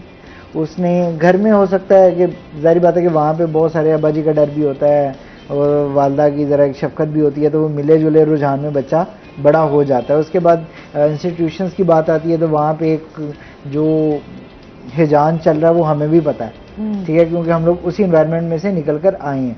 तो वो तमाम की तमाम चीज़ें चल रही हैं। नो डाउटेड अब जाके बहुत हद तक इंस्टीट्यूशन ने इन पे काबू पाने, मतलब उसमें मॉक इंटरव्यूज़ भी हैं, उसमें प्रैक्टिसेस भी हैं, उसके बाद इंटर्नशिप्स का टाइम भी बढ़ा दिया। फिर जाहिर बात है कि देखें, जब तक हमारे स्टूडेंट को खुद नहीं पता होगा या हमें खुद नहीं पता होगा कि प्रोफेशनल क्यों हमारा बच्चा ये कंसीडर करता है कि जब मैं मार्केट में जाऊँगा तो मुझे सब समझ आ जाएगी, लेकिन तब उसको समझ नहीं आती, क्योंकि जाहिर बात है कि वहाँ पे जाइंट्स बैठे हुए हैं, आपके सीनियर्स वहाँ पे मौजूद हैं। अब जब वो सीनियर्स को काम करता हुआ देख रहा है और वो ये चाह रहा है कि एक ही दिन के अंदर, एक ही रात के अंदर मैं इस पोजीशन पे आ जाऊं, तो ये नहीं हो सकता। वही सर वाली बात को आगे लेके चलेंगे कि मैं थोड़ा सा इसको इन्हांस करूंगा। वो कहते हैं ना ताली दोनों हाथों से बजती है। हाँ। एक तो अगर हम ये सारा कुछ खत्म करना चाहते हैं तो हमारी नर्सरी स्टार्ट होती है पेरेंट्स से। हमारे पेरेंट्स को अपने बच्चों के अंदर ये नेगेटिविटी का अंसर कम करना चाहिए। सबसे बड़ा प्रॉब्लम पता ये है, हम बच्चों को रोकते नहीं स्टार्ट में, जब वो कर रहे होते वो आदत पुख्ता हो जाती है। अब जैसे सर ने कहा, मैं इसी बात को आगे बढ़ाता हूँ कि सिर्फ हमेशा मैंने सुना है कि टीचर के राइट्स हैं कि उसकी रिस्पेक्ट है, तो मेरे नजदीक स्टूडेंट की भी एक रिस्पेक्ट है। बिल्कुल टीचर को एज ए गाइडलाइनर उसे प्रोवाइड करनी चाहिए। ऐसे हर बंदे की एक रिस्पेक्ट है। अगर हम उसके राइट्स उसको देंगे तो वो जरूर परफॉर्म करेगा। अब ऐसे ही जैसे सर ने कहा कि लोग ज्वाइन करते हैं तो एक दिन में से, लेकिन हमारे जो एक्सपर्ट भी बैठे हैं ना, उनमें भी कमी है। वो जान के जो चीज 3 माह में सिखानी होगी वो 6 साल लगा देंगे उसे सिखाने में, ताकि वो कहते हैं कि हमारा सबसे बड़ा प्रॉब्लम ये है कि हम नॉलेज शायद कब्र तक अपने साथ ले जाते, आगे डिलीवर नहीं करते। हाँ, ये अच्छे बहुत सारे लोगों में चीज साइकोलॉजिकली हमारे अंदर ग्रो कर रही है। बिल्कुल ऐसी है। आपने बड़ी अच्छी बात की। बहुत सारे हम जहाँ पे अगर कोई ऐसा भी कहीं आर्ट भी सीख रहे हों तो उस्ताद कभी भी अपना फन जो है वो पहले होता था, उस्ताद अपना फन देते थे कि चाहे ये फन आगे बढ़ता जाए, ये क्वालिटी अगर मेरे अंदर मौजूद है तो ये मेरे स्टूडेंट के बीच में भी उसमें भी पैदा होनी चाहिए ताकि ये आगे बढ़े। अब हमारा सिलसिला कम हो गया। अब हम ये चाहते हैं जो क्वालिटी जो फन मेरे पास है वो सिर्फ मेरे तक ही महदूद रहे, वो आगे ना जाए, क्योंकि अगर वो जाएगा तो वो मेरे से आगे बढ़ जाएगा। तो अब हालांकि यहाँ पे हमें देखिए, यहाँ पे शेयरिंग इज केयरिंग का एक बड़ा सिंपल सा कंसेप्ट है, क्योंकि बात वही है कि कहाँ तक लेकर जाऊंगा मैं इसको, ठीक है, जो मेरे पास है, जब तक अल्टीमेटली आप शेयर नहीं करेंगे। देखें, आपको शेयर करने के बाद आप वहाँ पे एक सीढ़ी बना रहे होते हैं अपने लिए बेसिकली, ठीक है, क्योंकि आपसे अगली पोजीशन भी तो आपका वेट कर रही है ना। तो जो इस तरह के लोग हैं, हम लोगों ने वो भी देखे हैं, ऐसे लोग साल हर साल वो सेम पोजीशन पे, उनके बाद वाले बच्चे आगे निकल जाते हैं, नो डाउट, क्योंकि देखें कोई और आपकी अपॉर्चुनिटी का वेट नहीं कर रहा, ठीक है। जब उसको अपॉर्चुनिटी मिलेगी, उसने आपसे सीखा हुआ काम है, वो आपके ऊपर इम्प्लीमेंट करके आपसे आगे निकल जाएगा। हाँ, आप इस वेट में बैठे हुए हैं कि जी मुझसे आगे कोई ना निकले, तो हम लोगों ने कंट्री हेड की पोजीशन से भी लोगों को वापसी नीचे आते हुए देखा है, ठीक है। और ऐसे बच्चे भी देखे हैं कि जो मतलब बिल्कुल स्टार्ट में आए फर्स्ट पोजीशन, उसके बाद जब उन्होंने एक ब्रांच लेवल पे आके काम किया और उसके बाद वो जाके कंट्री हेड तक बैठे और बड़ी छोटी एज के अंदर, और उन्होंने वो तमाम, चाहे वो हम लोग IT फ्रीलांसिंग की बात करते हैं, ठीक है, फ्रीलांसिंग में आप चेक कर लें कि कोविड में जो बच्चे तैयार हुए वही चल रहे हैं अभी तक, बिल्कुल, ठीक है। अगले मतलब 3 साल के अंदर या 5 साल के अंदर हमारे पास वही बच्चा तैयार हुआ, नया बच्चा सीखने की भी कोशिश नहीं कर रहा है। क्यों? उसको लग रहा है कि यार टाइम लगेगा, मैं टाइम कैसे निकालूं, ये चीजें मैनेज करनी पड़ेंगी। हमारे यहाँ ना शॉर्टकट को ज्यादा लोग ये चाहते हैं कि शॉर्टकट हमें मिल जाए, बजाय कि हम मेहनत करें, फिर स्ट्रगल करें, फिर सीखें, वो कहते हैं कोई ऐसा शॉर्टकट हमें मिल जाए जहाँ से इजीली ना हम लोग उस चीज में चले जाए और बहुत कुछ हमें मिल जाए। शॉर्टकट होता है, that is for the short time, ठीक है, ये उतने ही टाइम के लिए है। आपने किसी और को तकलीफ दे दी है, वो शॉर्ट टाइम के लिए है, उसके बाद उसने पलट के आपकी तरफ आना है, मका फातेमल है, ये लोग समझते नहीं है। अब पहले होता था आप इंतजार करते थे जी अगले जहान आपको जो है वो इसकी सजा मिलेगी, अगले जहान अल्लाह आपको पूछेगा, अल्लाह आपको इसी दुनिया में ही पूछ लेता है। अब वो बहुत चीजें चेंज हो गई हैं। अब आपने जो बोया है ना वो आप इसी दुनिया में काट के जाएंगे। आपको मिलेगा जो आपने अगर किसी को तकलीफ पहुंचाई है तो आपको वो तकलीफ उससे डबल होके मिलेगी, ठीक है। अगर आप किसी के लिए गड़ा खोदेंगे तो सबसे पहले आप खुद गिरेंगे, वो 3-4 साल बाद रिवर्स हो जाएगा। हाँ, रिवर्स हो तो खैर मेरे तो पर्सनल एक्सपीरियंस भी है सबका ये होता है कि कहीं अगर आप किसी के लिए बुरा सोचते हैं, आप किसी को तकलीफ पहुंचाते हैं, तो आप कहीं ना कहीं वो चीजें आप फिर काटते हैं। मैं तो हमेशा अल्लाह से बड़ा डरती हूँ और इस चीज को ख्याल रखती हूँ कि अगर मेरी तरफ से जो है वो किसी को तकलीफ ना पहुंचे, लेकिन जो है लोग जो है ना वो बड़े जालिम होते हैं आपको कहीं ना कहीं तकलीफ पहुंचाने की कोशिश में लगे रहते हैं। बेसिकली काउंसलिंग के लिए देखे ना, जैसे इंस्टीट्यूट हैं जितने, हाँ, उनके जितने डायरेक्टर्स हैं बेसिकली वो इनिशिएट लेते हैं। अब जहां मैं हूं NCBA में, उनके डायरेक्टर मोटिवेशनल हैं और वो पहले एजुकेशनिस्ट थे, डेफिनेटली उनका टीचिंग का बैकग्राउंड था मियां जहांगीर का। तो उन्होंने अब ये FSC के लिए बाकायदा काउंटर बनाए हैं, लोग अपॉइंट किए हैं जो आने वाले बच्चों को काउंसलिंग करके दे रहे हैं कि कैसे उन्होंने आगे कैरियर बनाना, क्योंकि ये 4 साल FSC के बाद आपकी पूरी लाइफ की अर्निंग इन 4 ईयर्स पे डिपेंड करती है। अगर आपने गुड ट्रैक चूज कर लिया तो आप सारी उम्र उस ट्रैक पे चल पड़ेंगे, और अगर आपने बिल्कुल रिवर्स ट्रैक ले लिया तो वो आपकी लाइफ पे अल्टीमेटली प्रॉब्लम करते हैं। मैं हमेशा कहता हूं कि जैसे चीटिंग है, अगर एक बच्चे को शुरू से चीटिंग की आदत पड़ जाए तो वो अपनी एंड लाइफ तक हर चीज में चीटिंग करेगा, बिल्कुल ऐसे ही, और उसके इफेक्ट उसकी पूरी लाइफ में आपको नजर आए। इवन प्रोफेशनल लाइफ में भी वो चीटिंग करेगा, क्योंकि उसको आदत पड़ चुकी होती है उस तरीके से गेट करने की चीजों को। तो हमें ये सारा कुछ देखना चाहिए, और मैं तो पता नहीं गवर्नमेंट लेवल पे होगा कि नहीं होगा, लेकिन मैं वालिदैन से ये जरूर कहूंगा वो कम से कम इस चीज को एनालाइज करें कि बच्चा किस साइड पे जा रहा है और उसको उसी साइड पे जाने दें जिस पे उसका शौक है। मैं तो आम लफ्जों में ये बता दूं, मैं ये कहता हूं कि अगर आपने किसी भी सब्जेक्ट में, इवन कोई इलाकाई सराइकी ही है, इसमें ही आपने मास्टर बन गए हैं ना, अगर आप एक्सपर्ट है तो आप कभी मात नहीं खाएंगे, बिल्कुल ऐसे ही। आप वहां से भी अर्न करेंगे और लोग आपके पीछे भागेंगे। अब कहते हैं ना, आपका ईमान भी बड़ा पुख्ता होना चाहिए और आपका नजरिया भी, और आपका फिर इस चीज को लेकर कि आपका गोल जो है आपने उसको अचीव करना है। अगर आप उसमें आपकी एफर्ट्स हैं तो मेरा ख्याल में आप वाकई आप कामयाब हो सकते हैं। आपको जब तक बिलीफ सिस्टम आपका स्ट्रांग नहीं है तो वो चीज आपको चैलेंजिंग ही रहेंगी। अच्छा, फिर इस तरह असर IT की अगर हम बात कर लें तो अभी आप करंट सिचुएशन क्या देख रहे हैं और फिर आने वाला जो हमारा मुस्तकबिल है वो क्या होगा? देखिए, हमेशा मुस्तकबिल की तो अच्छी दिखानी चाहिए। हमारा फ्यूचर ब्राइट है, हमारे बच्चे काम कर रहे हैं, ये नहीं है कि काम नहीं हो रहा, लेकिन वो जो लेवल है, लेवल फील्ड होता है कि आप आगे गवर्नमेंट की सतह पर भी उसको प्रमोट करना चाहिए ना। हम अनसर्टेनिटी एक अच्छे डेवलपर को भी खत्म कर देती है। देखिए, मैं एक बहुत अच्छा डेवलपर हूं, लेकिन मेरे आगे जो बिजनेस इंडस्ट्री वाले हैं मुझे पे ही नहीं दे रहे, मेरे माशी हालात ही कंट्रोल में नहीं आ रहे, तो मैं कैसे? बेसिकली ये थिंकिंग की फील्ड है और आपने एक नए आइडियाज को सोचना है। जब आपको वो माहौल ही नहीं मिल रहा तो आप कैसे? ये नहीं है टैलेंट नहीं है, पाकिस्तान में बेतहाशा टैलेंट है, इतने ज़हीन स्टूडेंट मैंने देखे हैं। लेकिन मैं एक चीज आपके तवज्जो से स्टूडेंट्स को कहना चाहूंगा, अपनी कम्युनिकेशन स्किल बेहतर करें। ये बड़ी आईटी अब एक फुल पैकेज है। ऐसा नहीं है कि मैंने, जैसे सर ने कहा कि 16 साल एजुकेशन कर ली, मैंने कंप्यूटर साइंस कर लिया, बाहर रेडियो पे है आजा भाई आईटी वाला, आजा भाई आईटी वाला, ऐसा नहीं होगा।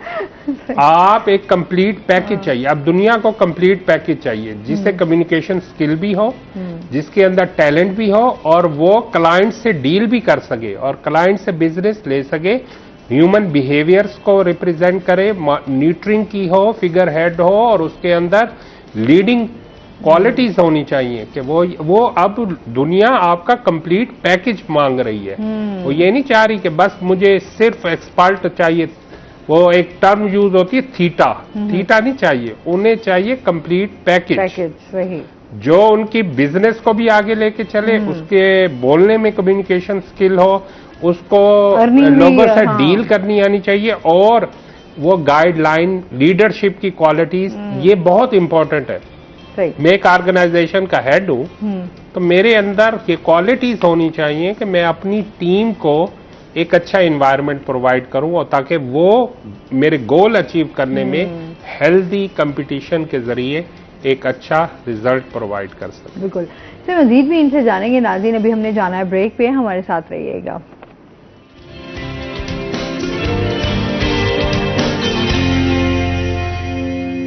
वेलकम बैक नाज़रीन, रोही अटन में आपको खुश आमदीद कहते हैं। अच्छा वाजिद, क्या करना चाहिए ऐसे हालात में? कोई टिप्स दें ना, कुछ खुद को मोटिवेट करना कितना ज़रूरी है, कुछ पॉजिटिव सोच लेकर आना कि हम इन चीज़ों से बाहर निकल सकें, क्योंकि जाहिर सी बात है ये चीज़ें तो अब रच बस गई हैं हमारे अंदर, लेकिन हमने इन चीज़ों से बाहर भी निकल कर सोचना है। और इसके बारे में आप क्या कहना चाहेंगे? देखें, इसमें सिंपल सी टिप्स यही हैं, हमेशा हम लोग डिस्कस करते हैं कि ग्रैटिट्यूड से स्टार्ट करें। ठीक है, जो आपके पास है अल्लाह का शुक्र अदा करेंगे, बाकी बहुत लोगों से आप बहुत बेहतर होंगे।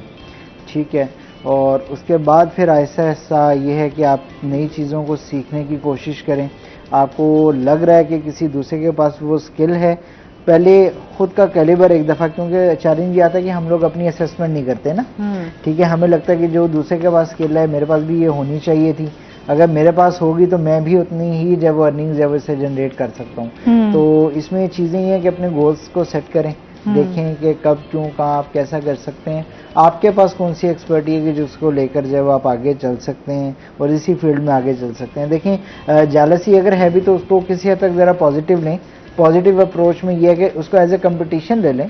ठीक है, एज ए चैलेंज एक्सेप्ट करें और फिर कोशिश करें उन चीज़ों से आगे निकलने की।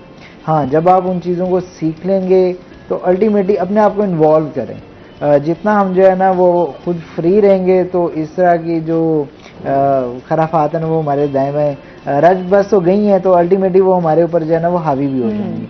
तो उसको यूटिलाइज करने का बेहतर तरीका ये है कि आपके पास जो टाइम है उसका प्रॉपर कैलकुलेशन करें, उसको यूटिलाइज करें, अपनी पर्सनैलिटी पे काम करें। जब तक अपने इंटरनल पे काम नहीं करेंगे, क्योंकि ये इंटरनल इमोशंस हैं, इमोशंस को कंट्रोल करना सीखें। हमारे यहाँ चैलेंज ये है कि हर काम सीख लो, बस ये इमोशंस हमसे कंट्रोल नहीं होते। हमारी जो इंटरनल परसेप्शंस हैं, हमारी इंटरनल पर्सनैलिटी है वो हमसे कंट्रोल नहीं होती। इसका रिमोट कंट्रोल किसी और के हाथ में होता है। अच्छा, फिर हमारे यहाँ गरूर और ये चीज़ें भी बहुत हैं। अच्छा, आप थोड़ा सा पढ़ लिख गए हैं आप, थोड़ा किसी से थोड़ा सा आपकी 4 बर्तरी है, जमातें पढ़ ली ना। हाँ 4 जमातें पढ़ ली ना प्रॉब्लम आपने, है। आपने उसी वो कह रहे हैं यार मैं तो बहुत पढ़ा लिखा हूँ और ये बहुत जो है वो है। जब अच्छा, तो ये आप- चीज भी है हमारे जब आप यहाँ। आएंगे ना इसके शुगर के फैक्टर के अंदर, तो अल्टीमेटली ये चीजें आपकी कम होना शुरू हो जाती हैं। सर, ठीक है, तो सेल्फ उसको फिर असेसमेंट आप जो कर सर सकते ने हैं। बात की उसको आगे बढ़ाना चाहिए। अब जैसे मैं फ्रैंकली अगर आपको कहूँ तो हमारे जो बुजुर्ग हैं वो तो चेंज होने नहीं है। अब हम जो पैगाम दे रहे हैं आने वाली जनरेशन को दे रहे हैं जो ग्रोइंग एज में है। तो मैं स्टूडेंटों को ये मैं अपनी क्लास में कहता हूँ कि आपने अगर ले भी लिया किसी भी तरीके से जीपीए ले भी लिया, तो आप पहले अपने अंदर से पूछे आया मैंने एज ए स्टूडेंट वो सारा कुछ पूरा किया जो मैंने गेन किया। अगर आपके अंदर से आवाज आ जाती है ना कि यस, फिर आप कॉन्फिडेंट हो जाए। और अगर अंदर से ना आती है तो हमारा बीइंग इस सोसाइटी ने हमें क्या ग्रो किया है, हम 1001 रीजन निकाल लेते हैं। अंदर से ना ही आ रही है, लेकिन हमने उसको जस्टिफाई करने के लिए 100 तरीके ढूंढ लेने हैं कि ये फैक्टर है, ये फैक्टर है। Simple formula is that. Education की मैं ही बात करूंगा कि मसलन वो कहते हैं जी यहाँ ये नहीं बताया गया, वो नहीं बताया गया। भाई a lot of resources available है। अब ऐसा नहीं है आज से 30 साल पहले उस्ताद नहीं था तो हम नहीं पढ़ते। अब तो इंटरनेट पे आप बैठकर दुनिया की हर लाइब्रेरी को एक्सेस कर सकते हैं, हर लेक्चर को देख सकते हैं, अपना नॉलेज इन्हांस कर सकते हैं। ये जो लेम एक्सक्यूजेस है हमारे स्टूडेंटों को, इनसे बाहर आना होगा। अगर हमने अपने आप को एक्सप्लोर करना है तो हमें डेफिनेटली न्यू आइडियाज के साथ नॉलेज गेन करना होगा। ये नहीं है कि जैसे मैं खुद आपके शो में कह रहा हूं कि भाई मेरी स्पीचेस से नहीं आपने आइडिया लेना, आपने उसकी तहकीक करनी है, फिर जाकर उसको ढूंढे कि ये जो एरियाज मैंने बताए हैं, आपने बताए हैं, सर ने जो पॉइंट्स दिए हैं, इन पे फर्दर क्या है। ऐसा नहीं है कि एक उसमें हमने सारा कुछ कवर कर लिया। हम तो एक आइडिया दे रहे हैं ना, एक विजन दे रहे हैं हाँ। कि ऐसा करें। लेकिन अगर आपने उस विजन को 100% करना है, कोई भी टीचर 45-50% से ज्यादा नहीं जाता होता। वो स्टूडेंट पे है कि वो उसको नॉलेज को 100% कर लेते हैं, कुछ 80 कर लेते हैं, कुछ 70, कुछ वो 50 को भी 0 पे ले आते हैं। तो वो डेफिनेटली वो एक डोर जो है वो आपने खुद खोलना है। हाँ, ये तो है। फिर अच्छा, सबसे बड़ी बात वाजिद ये भी होगी कि आप हौसला अफजाई अगर आप एक दूसरे की करते हैं, उससे भी कहीं ना कहीं आपके अंदर जो है वो चेंजिंग्स आती हैं। अप्रिसिएशन बहुत इंपॉर्टेंट हाँ। है। बात वही होती है कि देखें, दूसरों को तो अप्रिशिएट हम तब करेंगे ना जब हम खुद को करेंगे। हाँ। मैं बच्चों से एक सवाल हमेशा करता होता हूँ, कोई भी सेशन होता है, मैं उनसे पूछता हूँ कि आखिरी दफा अपने आप को शाबाश कब दी थी। हाँ। तो वो हैरान होना शुरू हो जाते हैं कि इसका क्या मतलब है।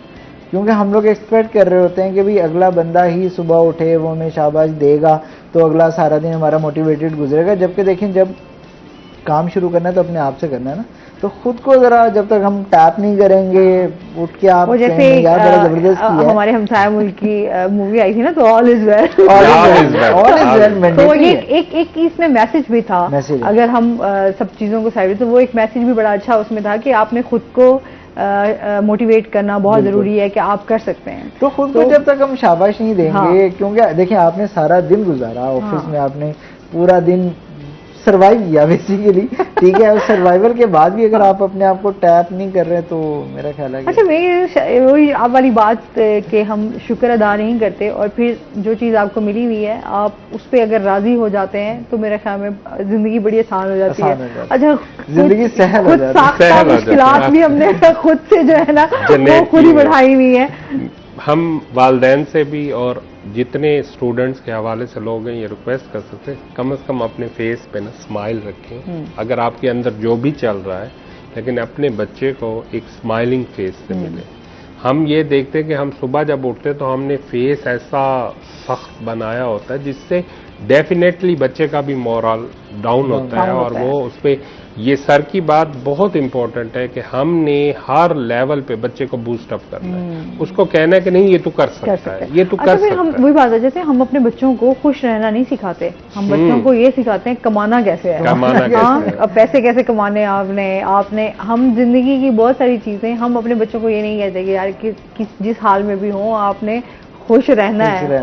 मुश्किलात तो आएंगी, अप्स एंड डाउन तो आपकी लाइफ में रहेंगी। जो जिंदगी आपको अल्लाह ताला देता है ना, चेंज को थोड़ा सा टाइम लगेगा, लेकिन श्योर इंशाल्लाह हो जाएंगी चीजें। हम मीडिया इंडस्ट्री पे हैं तो हमें हर कोई मुस्कुराता हुआ देखता है या हम टॉक कर रहे हैं, हमें सक्सेसफुल समझ, लेकिन हम सबके पीछे एक स्टोरी है, बिल्कुल ऐसे ही और ये है। एक एफर्ट है। हाँ, अगर कोई हमसे हमारे हंसते हुए चेहरे या ऐसे हम बैठे हैं तो ऐसे नहीं बैठे। और अक्सर होता है ना, तो मुझे कहते हैं यार बड़ा स्माइलिंग फेस है, हर वक्त हंसती रहती हो, लगता है लाइफ बड़ा कोई एंजॉय कर रही हो। सबके साथ है हाँ, और आपके साथ भी। कभी मेरी इस पे आप आकर देखो ना तो आपको पता लगे कि आपकी हर बंदा जो है वो इस जिंदगी को अपने ही तरीके से फेस कर रहा है। तो चैलेंजेस भी आते हैं आपके इर्द गिर्द के, और बहुत सारे मामलात होते हैं, आप सबको लेकर जा रहे होते हैं, बट हंसना जरूरी है। आप हंसेंगे नहीं तो खुद को मोटिवेट कैसे करेंगे और फिर आगे मुश्किलात को कैसे फेस करेंगे। तो मैं भी कहती हूँ कि हंसते रहे, मुस्कुराते रहे। मैं इस प्लेटफॉर्म से भी यही मैसेज देती हूँ, हंसे और मुस्कुराए और जिंदगी को एंजॉय करें। बहुत मुख्तसर सी तो जिंदगी है आपके पास। तब बहुत शुक्रिया, बहुत अच्छी कन्वर्सेशन रही आप दोनों के साथ। जब एजुकेशनिस्ट दोनों हो तो फिर मजा आता है कि जाहिर सी बात है आपकी तमाम जो आपका अपना एक्सपीरियंस है वो आप शेयर करते हैं। कोई मैसेज देना चाहें हमारे व्यूअर्स को? मैं सबसे पहले तो रोही को थैंक यू करना चाहूँगा और आपको भी कि आपने ये प्लेटफॉर्म हमें प्रोवाइड किया कि हम एक गाइडलाइन दे सके। ये नहीं कह सकते कि हमने पूरी गाइडलाइन दे दी, लेकिन अपनी तरफ से एक इनपुट डाला है। काइंडली अपनी स्किल्स को पहचाने और कोई एक्सपर्ट वर्क करे, टेक्निकल वर्क करे जो आपकी ज़िंदगी को बदल दे, और अपने वालिदैन का एहतराम करें और अपने इर्द गिर्द के माशरे के लोगों को साथ पॉजिटिव बिहेवियर को अपनाएं। ये मेरा लास्ट मैसेज है। बहुत शुक्रिया आपका। वाजिद आपकी? खुश हैं, हमारे लिए दुआ करें। खुश हैं, बहुत शुक्रिया। चले, बहुत शुक्रिया आप दोनों का। और इसके साथ ही नाज़रीन, आज का प्रोग्राम यहीं पर खत्म हुआ। अपना बहुत सारा ख्याल रखिएगा, दुआ में याद रखिएगा। इंशाल्लाह जिंदगी ने साथ दिया तो सुबह आपसे फिर मुलाकात होगी। अल्लाह हाफ़िज़।